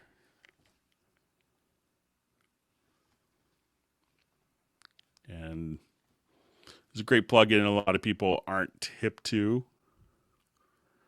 I'm not familiar with the Choir Evo, but we'll show you this one. I think you can get some great results with kind of the same intent. So let's say if we just come here, we'll listen to a little ballad here.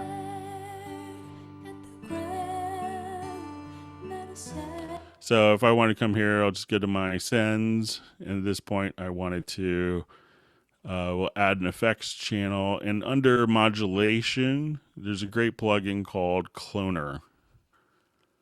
At this point, there's different presets in here. So if you want to put in like 4 voices.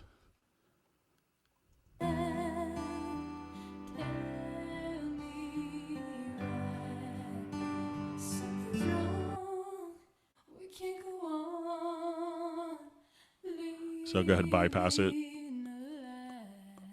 So really nice on background vocals. So we'll just.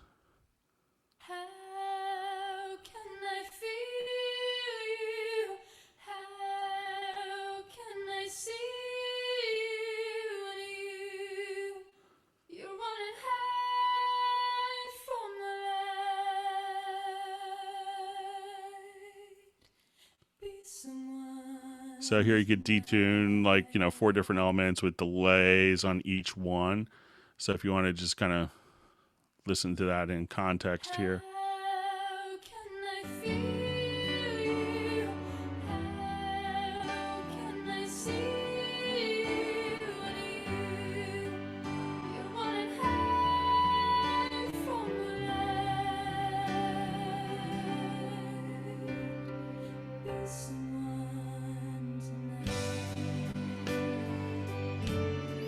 So we'll take that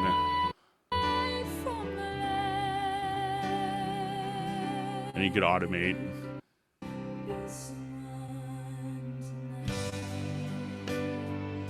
So that's a great plugin for kind of thickening up vocals and making them sound like multiple people are singing, so you could actually detune each one independently, 4 different voices. So you haven't played around with the Cloner.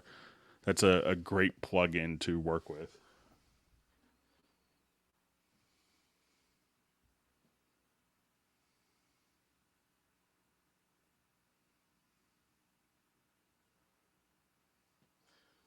So you see frequency clashing. Your comment is a headache when mixing sounds. Is there a general rule to avoid this in Cubase? Yeah, kind of the snide answer, I guess, is to not have frequency clashing, but some really clever things that you could do. One is obviously kind of a sense of space, and you could achieve that through panning. These are just kind of general audio principles. And there's also one of the tools that you can do to make like a vocal sit really well. You have an included frequency EQ plugin. And, if you have this, let's say if I have this on, I route this to a particular group. So I'll just right click here and I'll add a group to the selected channel. Okay. And I could do kind of processing here. So a lot of people will do EQ, but where this one really can make a big difference is an EQ plugin. Something a lot of people aren't hip to is that on a stereo track, you could actually have this be independent for left, right, but you could also have mid, side. And if you haven't experimented with this, you could actually apply EQ just to the middle part of the panning spectrum. Or you could roll off high end just on the sides. Like if we were to think of this as left, middle, right, we could apply EQ just to the middle portion with this plugin, or apply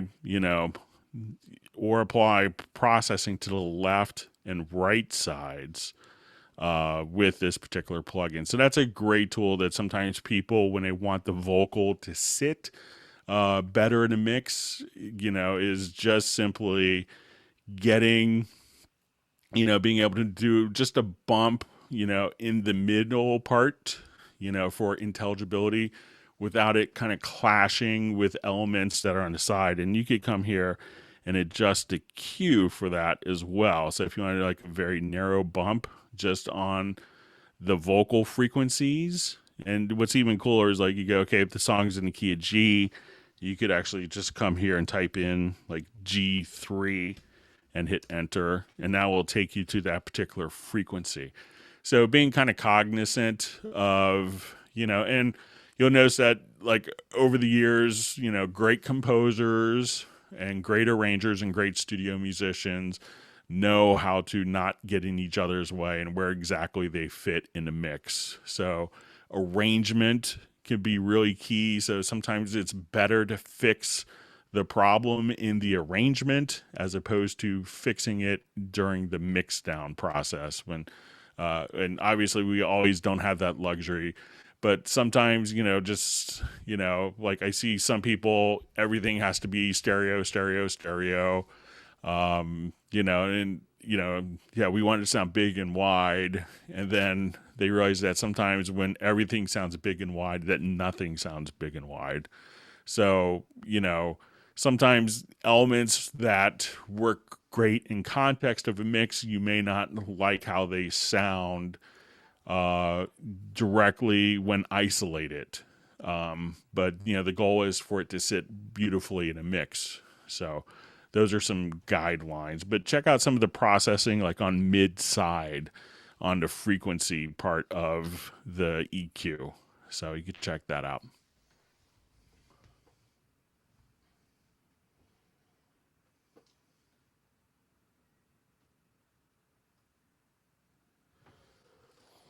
Okay, so I see a question like, how can you move all of the sample content? It's going to show up, your content files will show up in different parts of your program. But if you just, if you're doing it afterwards, you can, like I think on the Mac, it's going to show up in your preferences. Let's see if I can find it really quickly. And it's going to be different on Windows, but I don't have a PC open, so I will just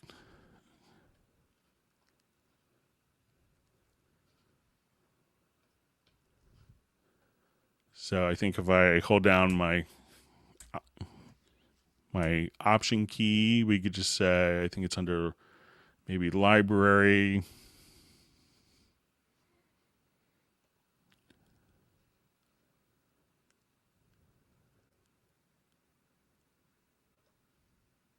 Could be. So I think it might be under application data support. Let me just.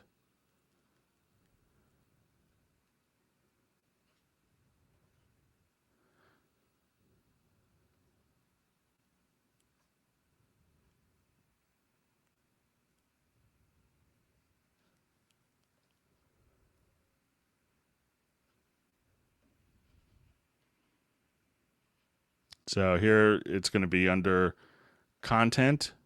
So most of the sounds that it comes with are going to be kind of under VST sound, and you could just drag that folder over. And if you do drag that folder to another hard disk afterwards, make sure that you go into your media bay, and then you just come in here and say, okay, I want to go to this computer. I need to go to this particular hard drive, and make sure that you choose to search into that folder, and then it should basically find all your content that's on another hard disk in your system. So it'll take, depending how much content you have, it'll just automatically catalog it again directly for you.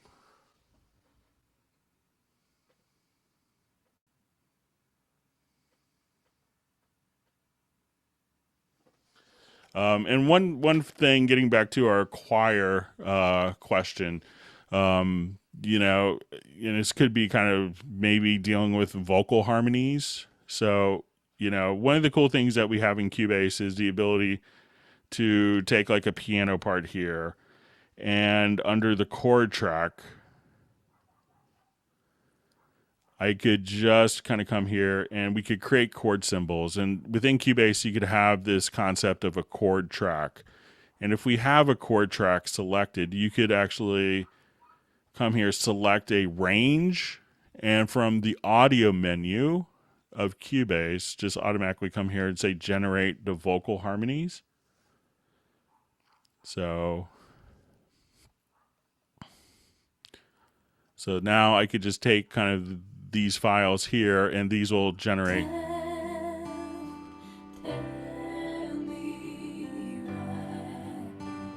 And that will generate kind of distinct new harmony voices that we could choose to edit within the Very Audio editor. So I'll just kind of come here. Then you could just simply choose to move different voices. So you could edit 4 harmonies in addition to the original voice. So if that was what you were thinking in terms of, instead of like a plugin that's kind of simulating a multi-track thing, you could also do that and have it be musically correct based on the chord track itself, so that the harmonies automatically align to be musically correct. And you could enter the chords in manually, or you could actually just, have it derived from a particular MIDI track.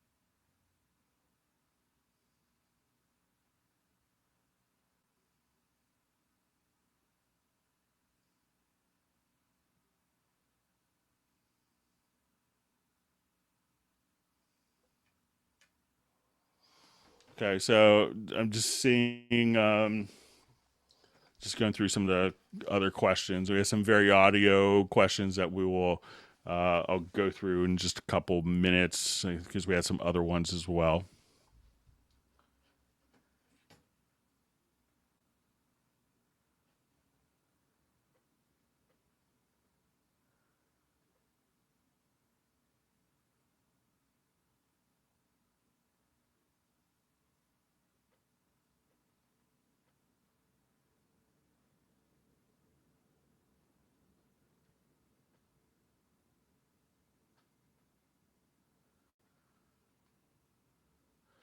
So we had a question. Can you derive the harmonies from an audio part?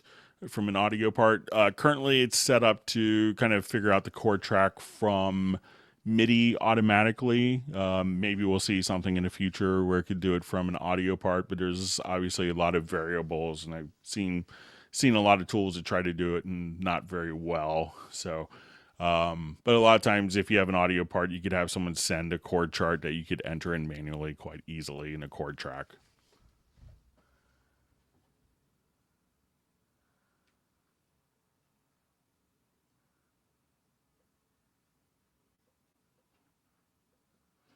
All right, so we had some other questions I'll jump back to.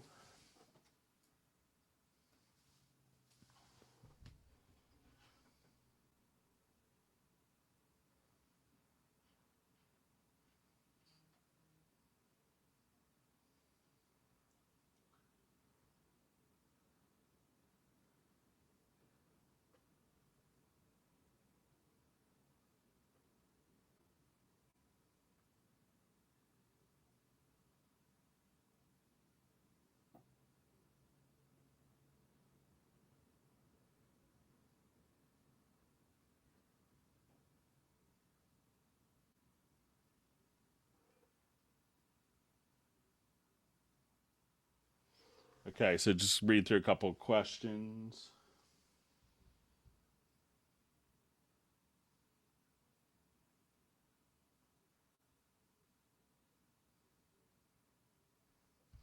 Okay, so we had a question kind of on like vocal kind of cleanup is what the question was. but just on kind of typical workflow for vocal cleaning up of parts, like how to strip silence. And they basically wanted to automatically strip silence, and it seems like they have kind of a workflow that they're accustomed to and wanted to apply it to doing it in Cubase. So this would, let me just,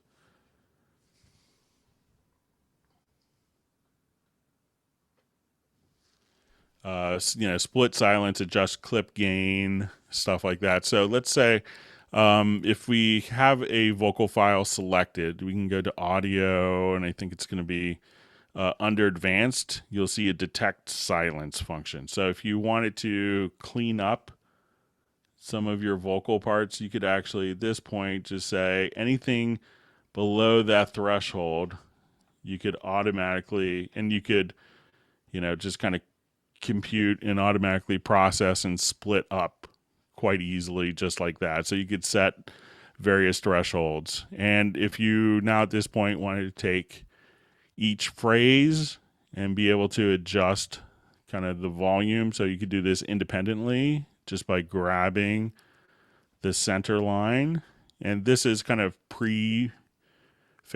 So if you wanted to now just do that, or if you wanted to automatically grab the pencil tool, you can do, different volume changes here with the pencil tool. If you wanted to do fade ins and fade outs, and you could just double click and edit the fade if you wanted to, or set different fade types if that's your favorite fade out for some reason. So it's and they also asked about kind of slipping the audio file. So if you notice that one phrase is perhaps a little bit like out of time, so let's say maybe this word is a little bit late or early, we could split it.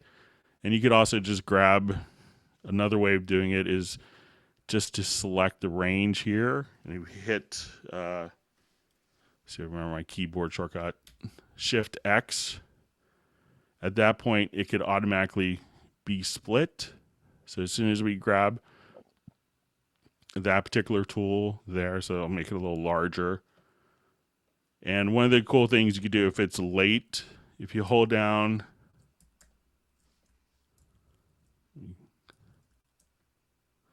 I'm holding down like Alt Control, you could actually just slip the audio within the context of the part. So if someone's just ever so slightly early or late, you could just slip that audio and have that fit in time quite easily, like so.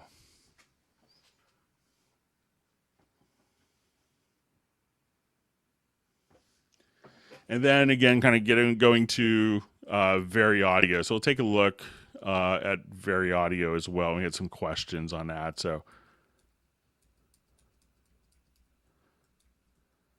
let's say we'll just kind of jump back here. Let's take a look at some of the stuff that we could do within Vary Audio. So if you actually, I always like to do kind of my Vary Audio editing in kind of the larger view as parts will get to be larger. So let's say if we wanted to see all of our parts. So if we have the chord track, which is always great to have, one of the things I like to have is just where we could say, I want it to colorize based on the chord track. So if I have it set to auto, it's all the same colors. Or I could have it set to the event color. So it's a yellow part on our vocal, on our project window here. So the colors could be yellow. But if I have it set to the chord track, once we do this, we're able to see green notes, blue notes, and red notes. So green notes are within the chord, blue notes fall outside of the chord, and red notes are out of the key. So at this point, if I wanted to zoom, there's also some really handy modes for doing this. So if you are kind of tired of always grabbing, the different areas, if you wanted to hold down Control or the Alt key rather, and with kind of the normal object selection tool, we could zoom just like so. And if I just wanted to hold down Alt and click in a blank area, I could jump back to where I was. If I start to zoom and then hold down Alt and I think it's Command or Control on Windows and let go, I could zoom just on those particular events horizontally and vertically. Now, once I see these events here, there's two different modes, and you could hit the Tab key to navigate between pitch and warp and segments mode.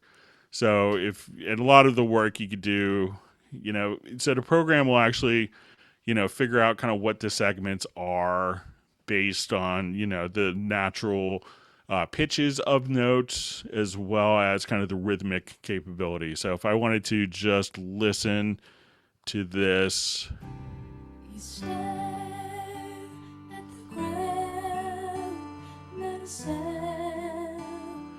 now when we look at notes, if I wanted to, change the length of notes in pitch and warp mode, I could just literally just kind of grab the note if the singer ran out of breath, or if I wanted this note to start later in time. Now, sometimes you may have some transitions that you have to be kind of cognizant of. So now as we do this, we could also just have this automatically quantize the pitch. We have a little slider here. So if I want to take these notes, I could select all those notes and quantize the pitch. And that will move it to the nearest value. As we move events, you could use like the arrow key to change the pitch of notes. So if I know that it's a red note, it's probably going to be bad, so out of key. So if we wanted to listen to this, now that it's a red note. But if I move it up to a green note, I could just...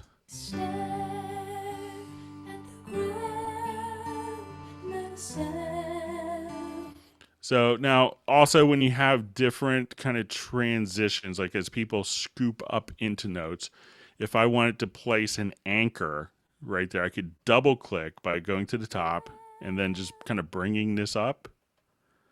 And if I wanted to bring that up like that, we could do that. And you could also straighten the pitch. So at this point, if you wanted to be very kind of processed sounding, I could select this and I could say, let's just straighten the pitch. And this will sound very mechanical.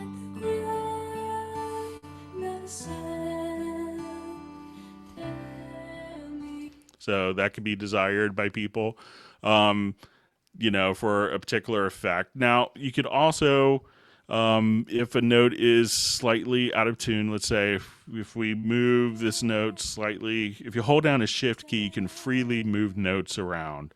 By default, if you just move a note like this, it'll move exactly up a semitone.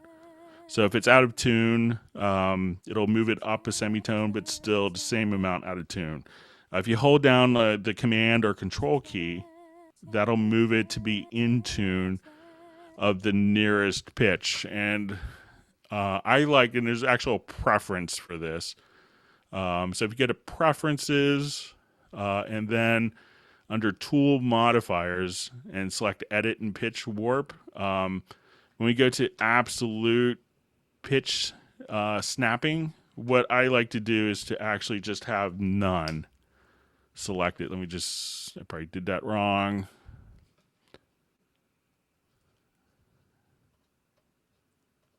So in here,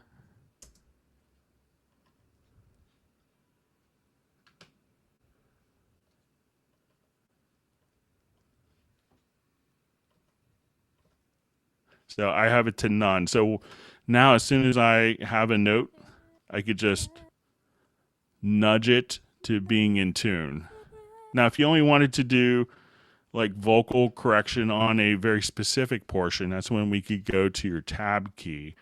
At this point, if you go to the bottom, you could separate the notes, hit the Tab key again, and now I could say I just wanted to edit just that portion. So I just want to straighten the pitch on the end of the note without affecting the beginning of the note.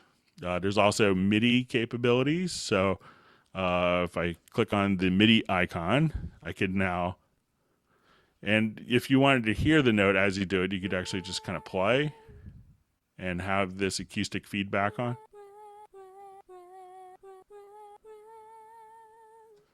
And you could hear the notes just, and as you move it. But if I had the MIDI input on,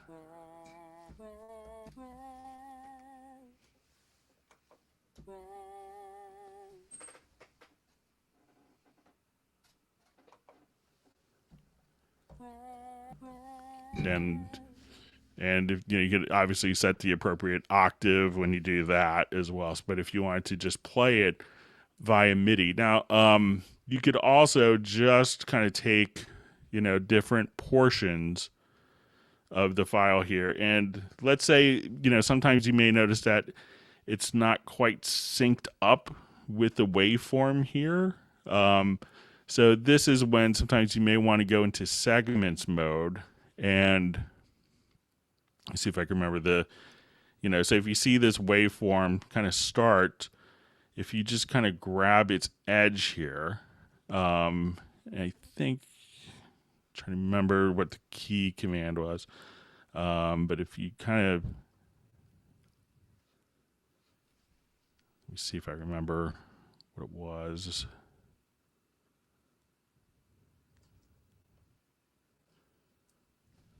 There's a key command that you can, let me see if it's with a particular modifier key, but you could then kind of create, different warp markers and be able to align the elements.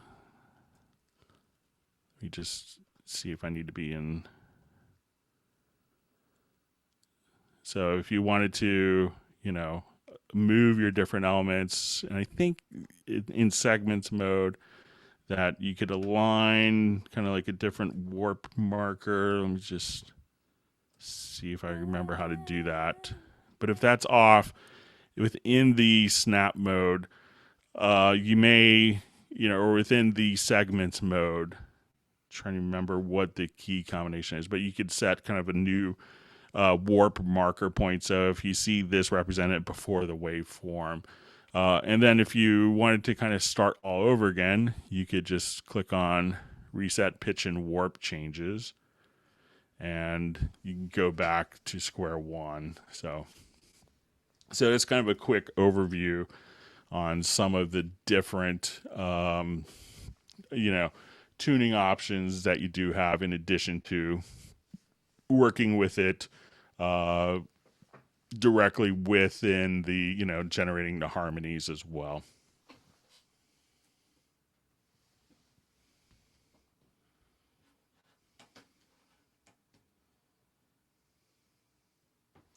One other thing I'll point out is if you wanted to mute a particular note, and if you just go into pitch and warp and click on the bottom, you could mute individual notes, and you'll see it kind of turn gray, indicating that it's bypassed. All right, so going back through some of our comments here.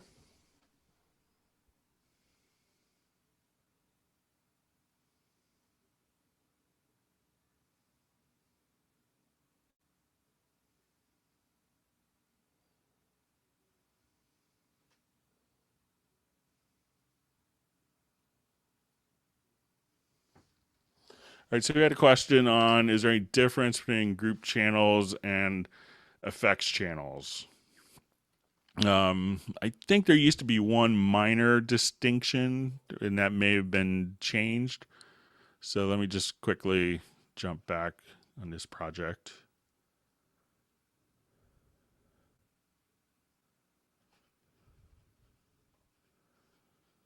All right, so if I kind of jump here,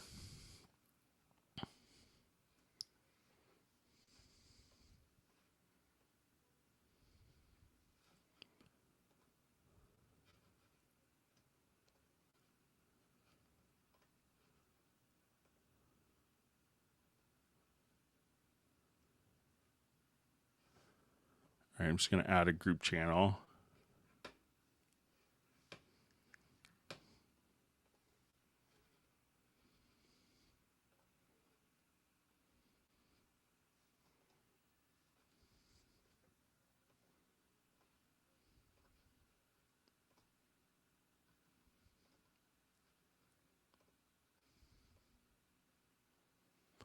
So I think this used to be, a very contentious issue for some reason on, effects channels versus using group channels. So, one thing is you can, just on a selected channel, from here, you could add an effects channel send, but you can't do a group channel. So also with the effects channels, let's just check out our destination here. So let's say if I have this as a group as well, we could, so let's say I add this group.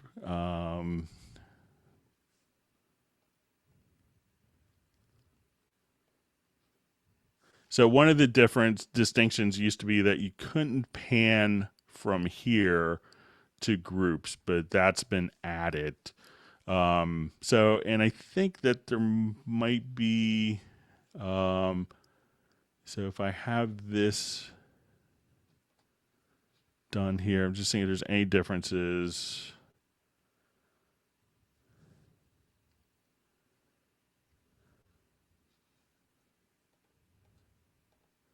So, it used to be that you couldn't pan from to the send from the channels, but that's been added. So really, there's very little differences between the groups. You could have more groups, than an effects return channel. So there used to be some more distinctions, but now you can't really add to a group here. But I think if you right click, you could just choose your group destination there. So it used to be that you couldn't add to, you couldn't pan the effects and the groups, but so they're very, like 99% identical at this time. So some people get very angry about that for some reason. I haven't figured out why, but you could use them almost interchangeably for the most part.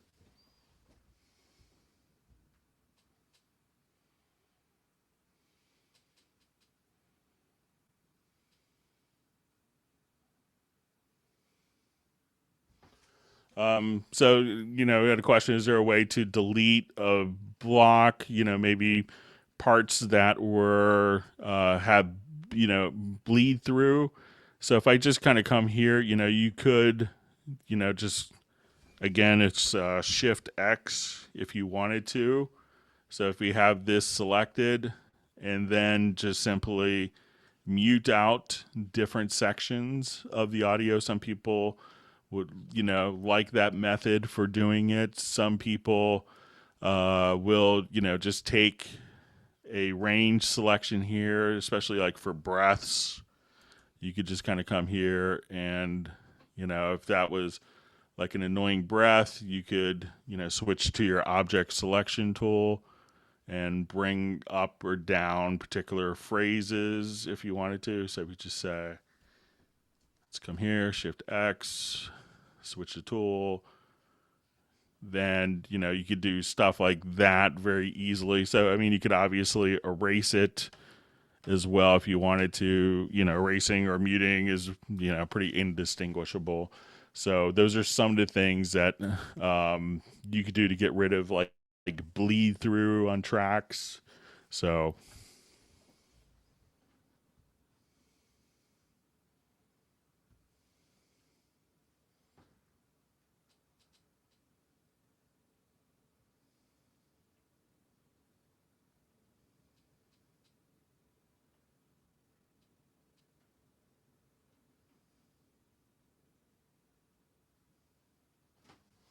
okay, just reading a quick question here.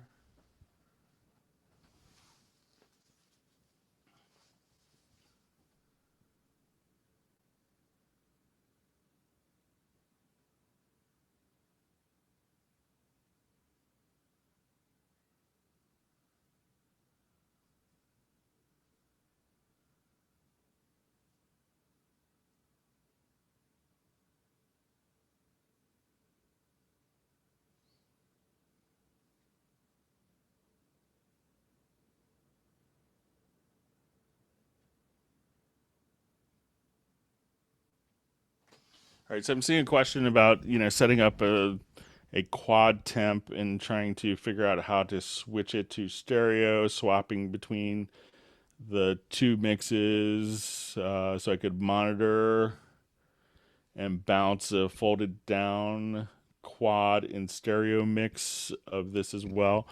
Um, if you could maybe let me know what you're trying to accomplish. Is it like something like maybe a reference mix that you wanted to do?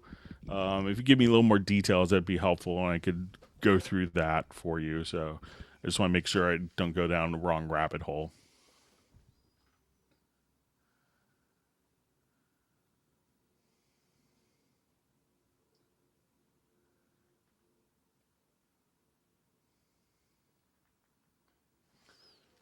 All right, so we had a question. It's obviously when we go into the very audio, it's kind of defaulted to C is 440, which is kind of the international standard. But you could also just change the pitch here, I think. So if I wanted to,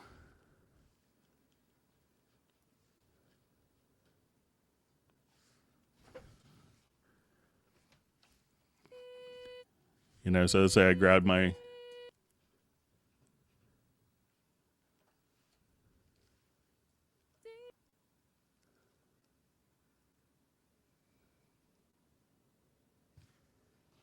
so you can see the current pitch and the original pitch here indicated. I know some people that want to do like the A is 432 deal. So if you want to do that, you could also just do Control A for all of your audio parts, and you could just fine tune down from the info line down 8 cents right there. So I know some people will do that so that everything could work if you're living in a, I know I've seen some artists that, very definitively A is 442, like Stevie Wonder is like that, where, A is not 440 to his ear, it's 442. There's obviously some people want to do 432 because it makes beads, turn into pretty little circles when they play a sound. But that's another function that you could do if you want to just select the event here and be able to, within the fine tuning, to drop all of your audio parts down 8 semitone or 8 cents.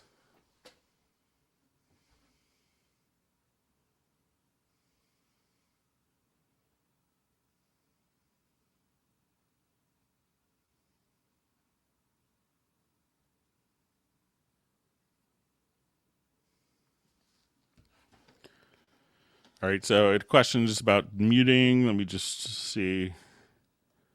So, and the question was like,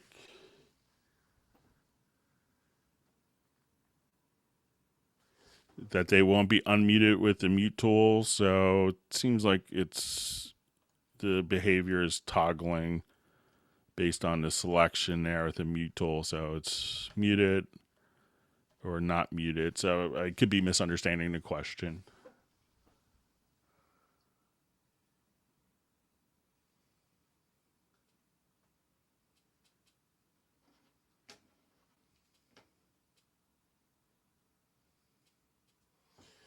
Why is Cubase the best DAW ever? I think that it incorporates, many different aspects better than other programs. I'm not sure if this is kind of a facetious question or not, but what I see a lot of people doing, one program for audio, one for loops, one for MIDI, one for notation. You could kind of do all of that in Cubase itself, and Steinberg developers seem to have the better ideas that get later implemented into other programs.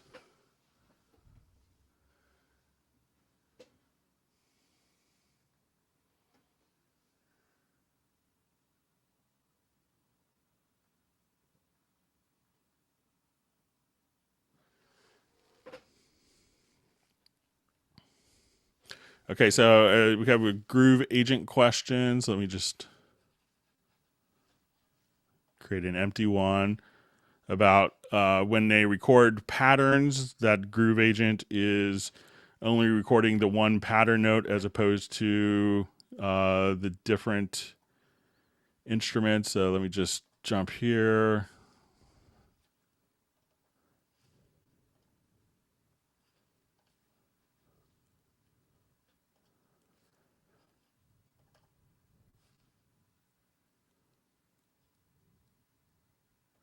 So what you could do is on the MIDI track itself, set Groove Agent SE MIDI output. You could trigger the patterns with one MIDI note, and then, you could edit that one MIDI note that then triggers the patterns. But if you want to record the data that's within the patterns, just set the MIDI input here. So as I would hit record, and let's say I'll just follow transport.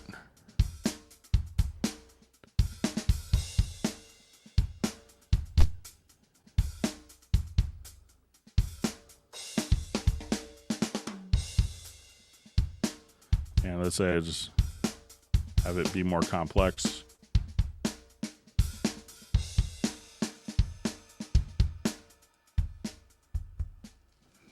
So now all that data, when I go to look at it, and I could just click here and create the drum map from the instrument.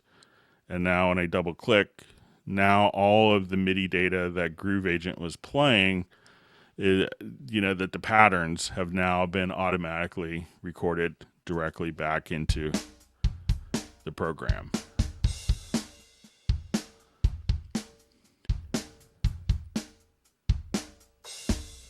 So once again, once you have the Groove Agent active, just come over here and set Groove Agent as the MIDI input as opposed to all MIDI inputs.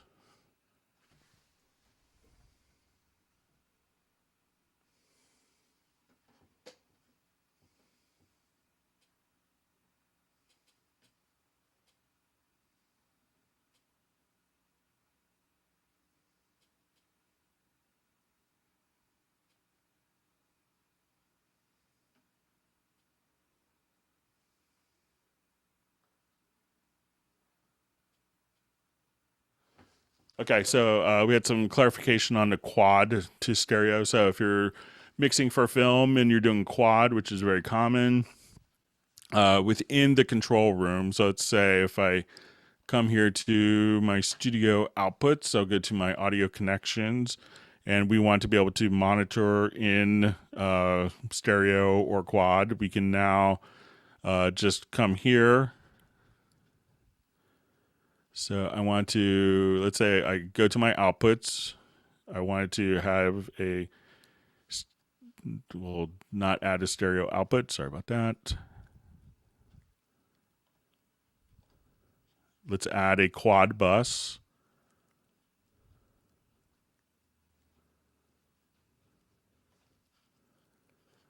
Okay, and then within the quad bus, you could add a child bus that's stereo. And let's say if we go to our control room, at this point, you could, let's say I'll take this monitor out. And I could add a quad monitor.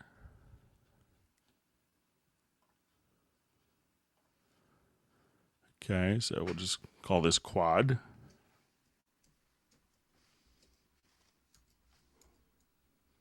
Thanks for the clarification on this. All right, so in the control room, you can now come directly here. And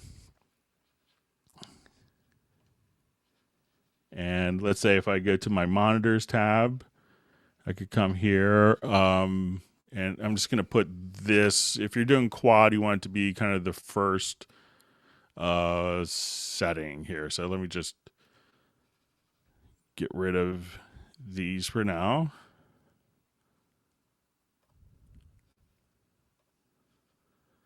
All right, so we can kind of treat it on two different levels.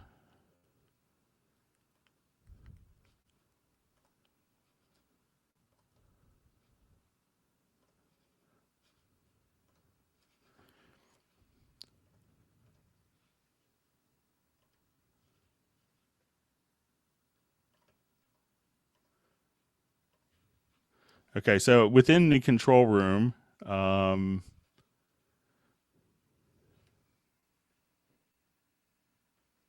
you could switch between quad and stereo here. So that would be for monitoring purposes. But if you're doing it where you want to print out, so we have, let's say, a quad mix here. Let me just go to our routing destination here. So right now, this would be our quad output.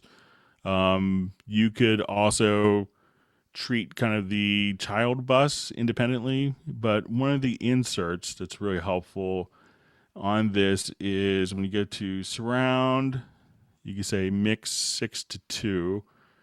And then if you wanted to, have quad, and then you could at this point use this plugin to set up, okay, I just want it, you could take down your this way you could monitor down to stereo from 5.1 or quadraphonic to stereo. You could link the different events here, so you could just say, okay, I don't want my left and right in this, so you could just do kind of like different down mix presets here.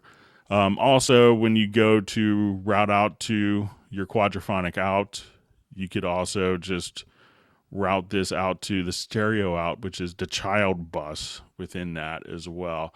And I think you could probably even do that if you go into your racks, and let's say we want to go to direct routing, that you could have it set up to your quadraphonic out and go out to the stereo out simultaneously, but make sure that you have the direct routing mode summing on from here, and then you could send it to your quad and stereo output. But check out the the mix 6 to 2 plugin, and then under surround, and that will allow you to kind of down mix. But you should, let me just make sure in my VST connections here that when we go to our VST connections, sorry, my audio connections, I'm 8 years into, or 16 years into other terminology. So that, okay, so if we have that as our primary output, and let's just say if I have this connected,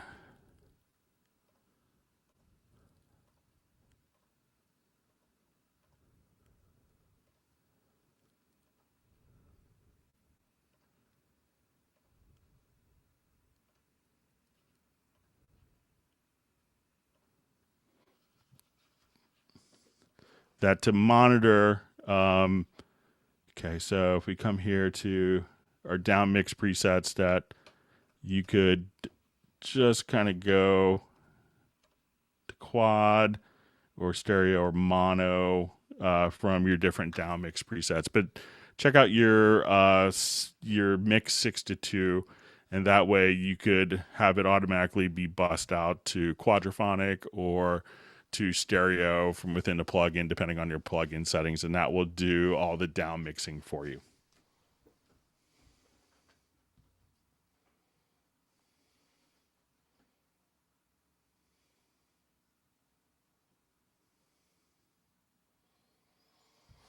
So we have a question on kind of the full customization of colors, and I've gotten this a lot on Hangouts and from other people about having kind of a 0 level of full black. So I'll bring that up if I go to Hamburg towards the end of this month.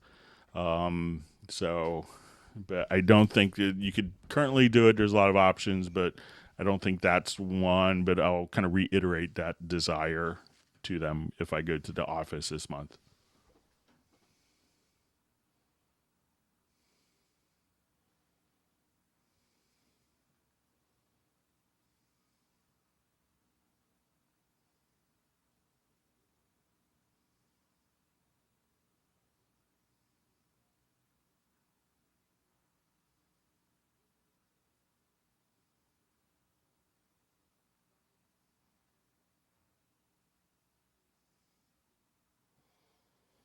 Okay, so it's a question regarding back to muting.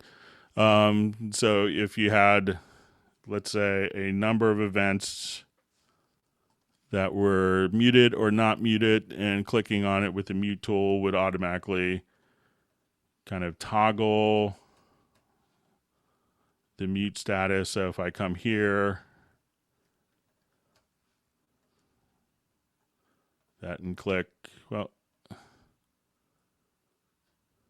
so let's see if I take those, if I have these events selected and mute, the other ones become muted. So it seems like it does invert the mute status if multiple parts are selected. So if I do one, then if I select all those events, but you may be able to also set up a project logical editor preset. So let's say if I come here, so let's say media type is equal to audio and MIDI.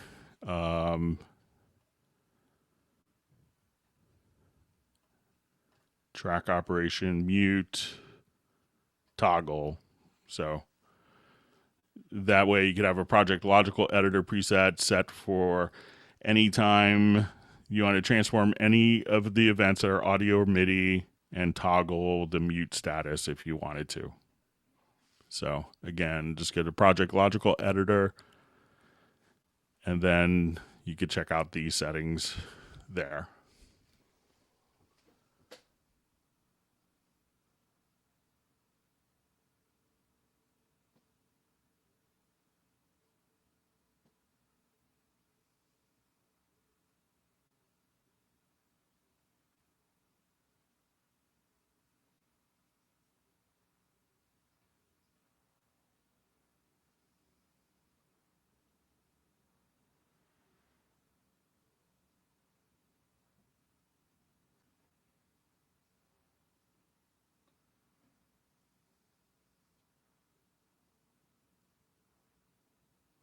All right, so let's jump back to some of our questions we had mailed in.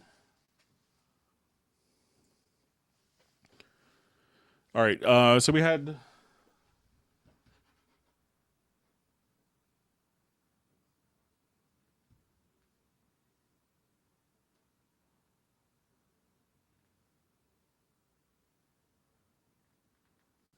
so we had a couple questions on like comping MIDI parts, and there's some different MIDI record modes that could be a little confusing.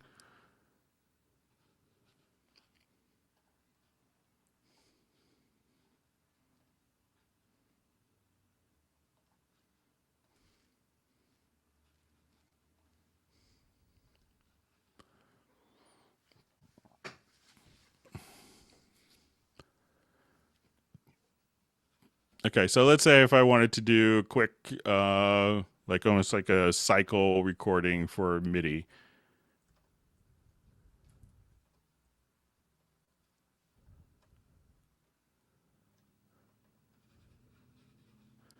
All right, so if we go to the bottom here, there's all sorts of different MIDI recording modes.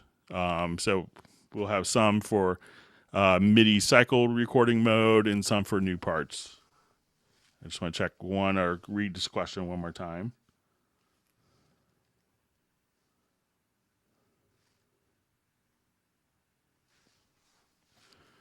Okay, so when we wanted to work with this, we could say, okay, first we want to have new parts. So I'm going to just open up this particular event here, and let's just say,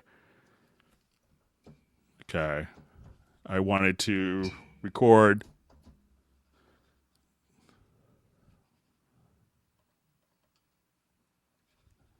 and let me just set up my connections one more time. Sorry about that.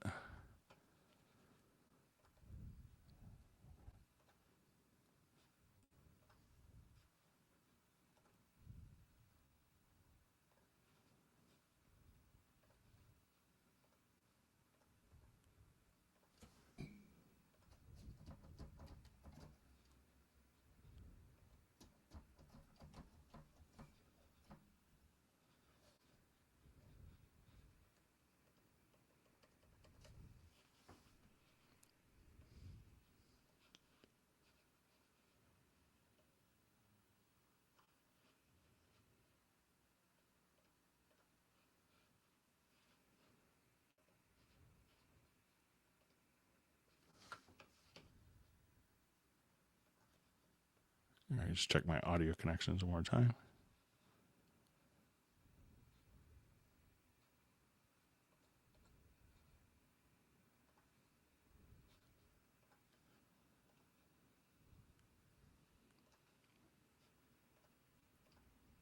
I'll make it stereo here.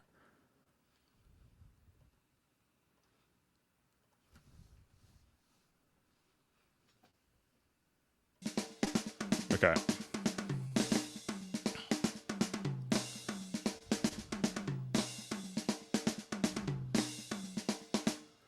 All right, so when I come here, let's say I have,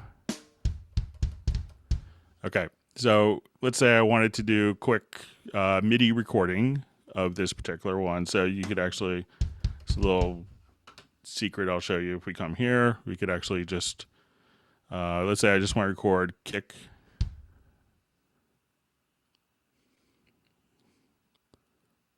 Do our count in.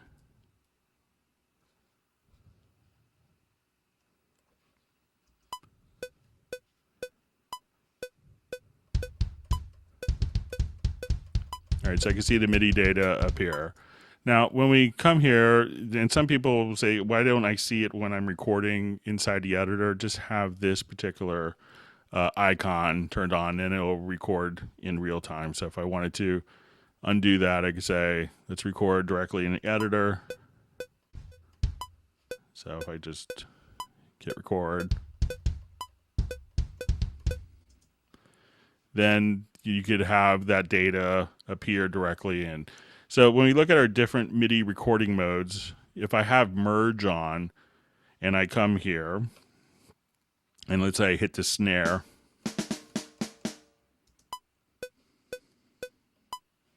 so now I'll just hit the snare a couple times. That's all going to be as one part. If we have the MIDI record mode set to replace, as soon as I hit record,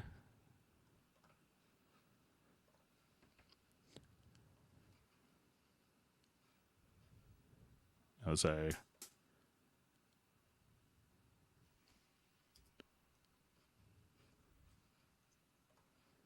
so as soon as I come here, let's say I'll just hit play, then record. So as soon as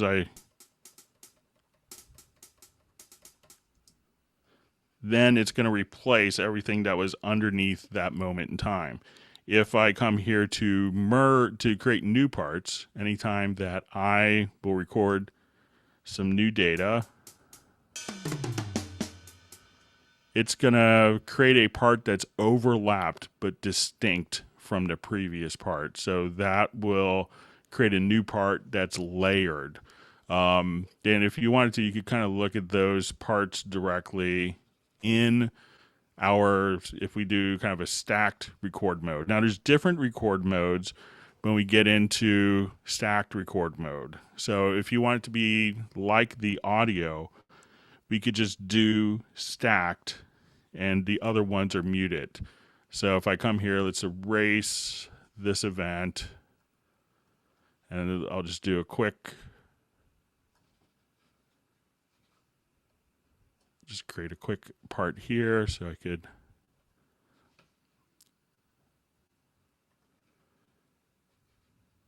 so let's say I just will jump back and now I'll put it into cycle record mode. Sorry for my operator error.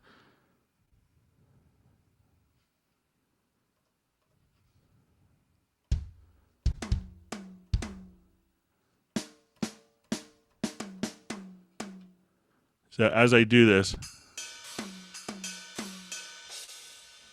every one of them will be recorded into different lanes, just like the audio. And if I wanted to comp the MIDI, I could just select the various MIDI parts like I would audio.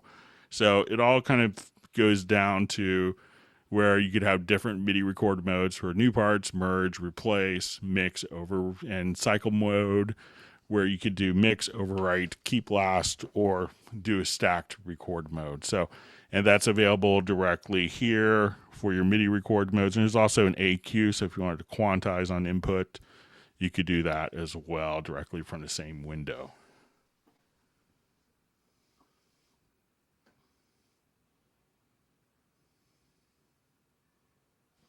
All right, so we had an automation question in Cubase, and it says in 9.5. So let me just find a quick audio file, drag in. Okay, so, and the question is,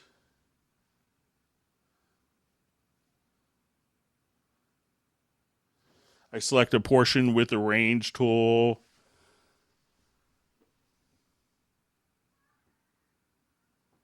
No values change whatsoever. So if you come here, you could, if you want to do that, make sure that the automation lane is open. So as opposed to selecting the event, you want to select the automation lane itself.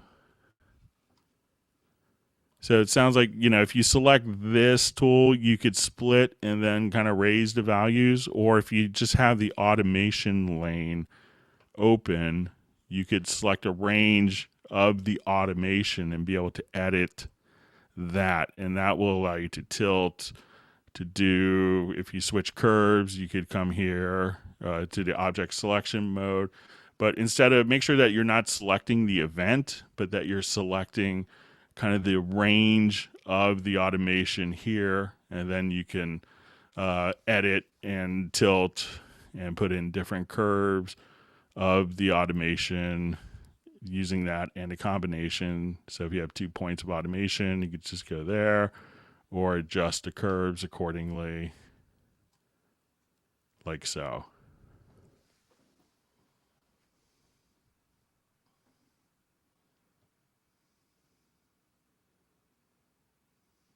So we had a question on doing audio warp on multiple drums from the project window.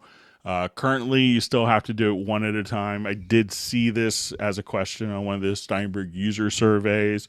So I think there's a good chance that it might get implemented in the future. But currently, it's still one track at a time for kind of free warping on the project window.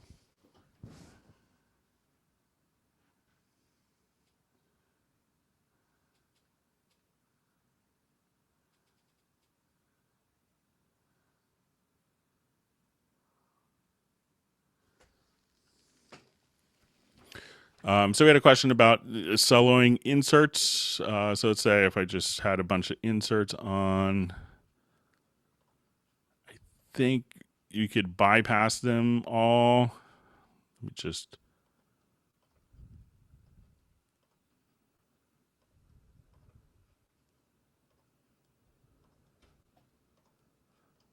So I think if you hold down like Alt Shift, you can open up all the editors. Let me find the right modifier key for this.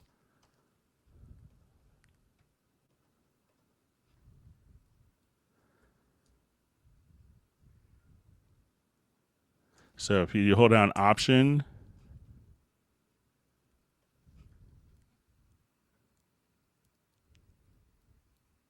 so if you just click there, you could bypass, but I don't know. You could set up a macro to, bypass. So you could disable. I don't know of a way. You probably could set up a macro, but that might be more time consuming than it's worth. But you could just simply kind of come here and bypass like that. But I don't know a way to easily solo one with a keyboard shortcut. But I'll keep playing around with it. All right, so we had a question, since we can't currently export the audio in video in Cubase 9.03 and higher, what do we do? I think a lot of people, I've seen some of the people moving, there's a free video program, DaVinci, let me see, I think it's DaVinci Resolve. So I think it's by Black Magic, and a lot of people are using that just to do the replace audio and video file. So that may be, It's a free video program that could be used to do that.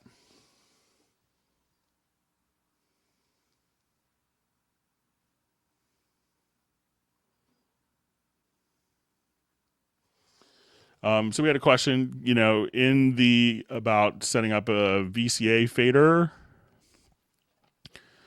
So if we could see, like, currently, if we go to F6, we could see the data on tracks. But since it's a VCA fader, we since it's not summing the audio or it's not audio, there isn't going to be audio to kind of do the automation with. So if I added a VCA fader to this track, let me just try to do this really quickly.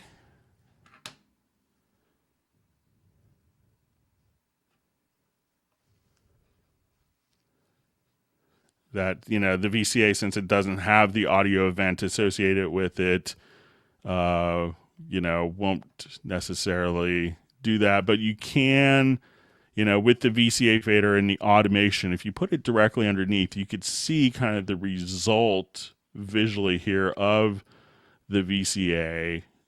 So if you have directly below the track, and you could just kind of move that VCA fader wherever you want it to. But anytime that you make a change here, you could see that line and that reflection automatically carry over. And within the VCA fader, at that point, we could just choose to, do the combined automation of that. So while you can't see it here, you can see it reflected directly on the track, directly there.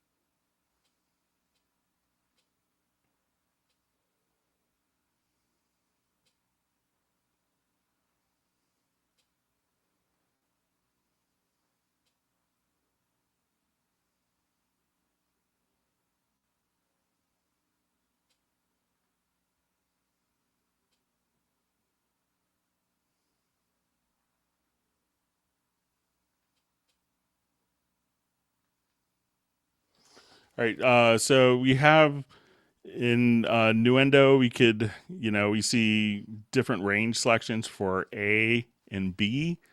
And it's not a feature that's in Cubase. I think it's probably Nuendo specific. And that just allows you, some people will use A and B to kind of mimic 4-point editing techniques from other kind of, older workstations. So that's kind of why you have an A-B selection directly inside of Nuendo, but it's not found in Cubase.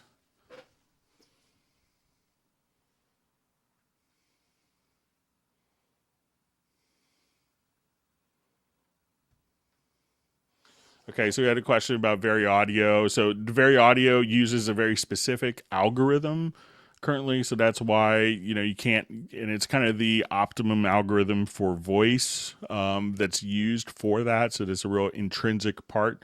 So that's why it's kind of fixed to that one particular algorithm.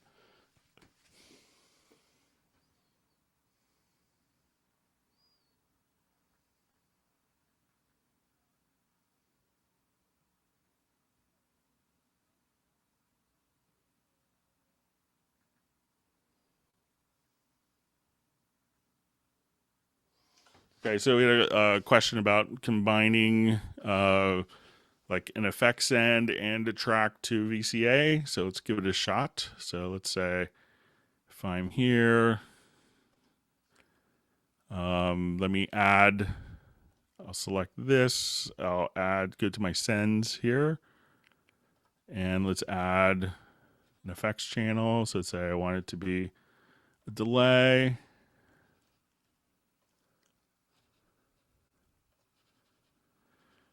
Okay, so now I'm going to just change my main output, my audio connections here.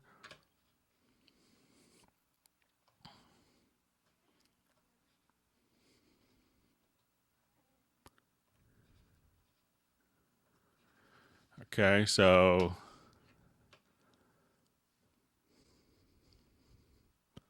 let's say I have my track here, and now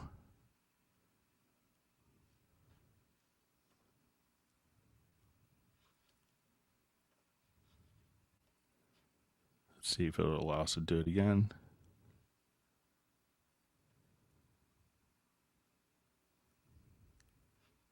It doesn't look like it allows us to do the routing, but let me just open it up in the full mix console.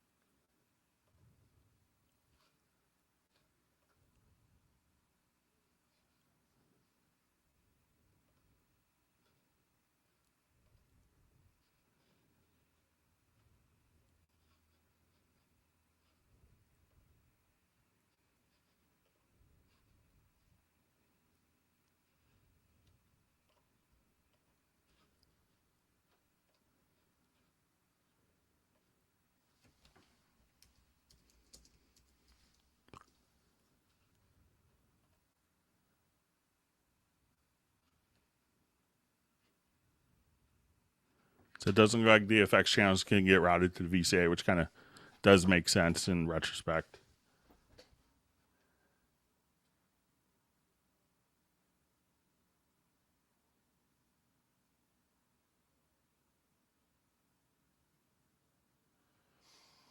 Okay, so we have someone has their their effects. It says I have the hardware synths audio going into my mixer and the outputs of my mixer going into input 4 and 5 of my UR44. Is there any way to send that audio a cue in VST Connect Pro? So try making sure that you actually have that defined as an external instrument. So let's say if I wanted to come here, go to my audio connections, then I have an external instrument. So let's say,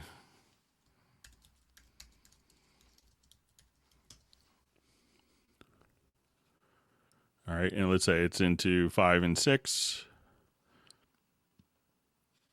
And then once we have the external instrument here,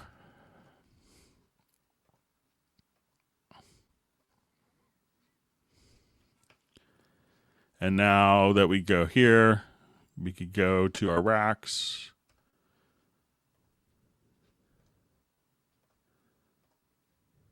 And then you could send that to any of the cues, just like you would an audio or virtual instrument. So that could be 3 and 4. And good to see you on the Hangout, Mac.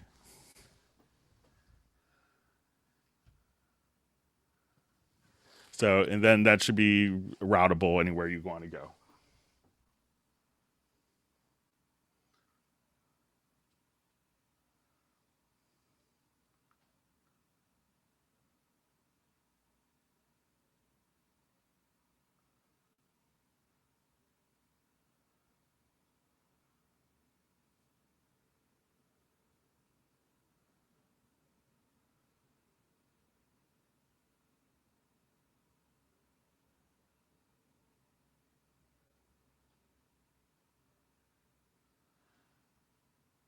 Okay, so I have a question. Is it possible to buy discontinued plugins from, or discontinued VST instrument sets from Steinberg? Well, usually if it's discontinued from us, we don't sell it. And it could be that it's just maybe an older operating system, but some dealers will still have it.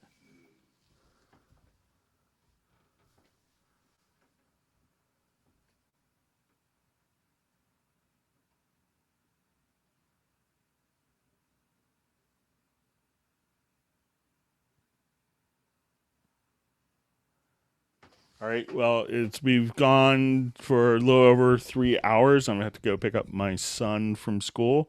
If there's a last minute question, please feel free to ask it. Otherwise, we'll go ahead and start to wrap up. I'd like to thank everyone for the wonderful questions. If you've liked the video, please feel free to like the video, to subscribe to the channel. We'll see if there's any quick last minute comments come in before we wrap up. I'd like to thank everyone for the questions. I hope everyone's learned a tip or a trick. And we'll just wait a minute or two, see if any last minute questions come in, and then we'll go ahead and wrap up.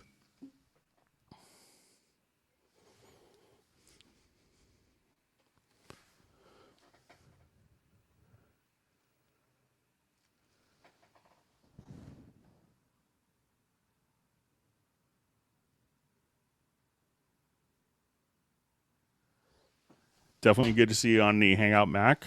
Known Mike McCormick for a long time.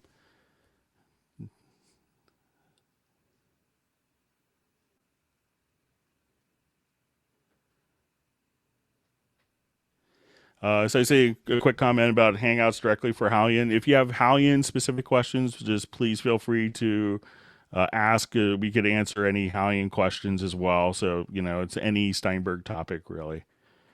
So with that, we'll go ahead and wrap up. Thanks, everyone. And again, if you like the video and like it, please feel free to share it. Please feel free to subscribe to the channel so you can be notified of future Hangouts.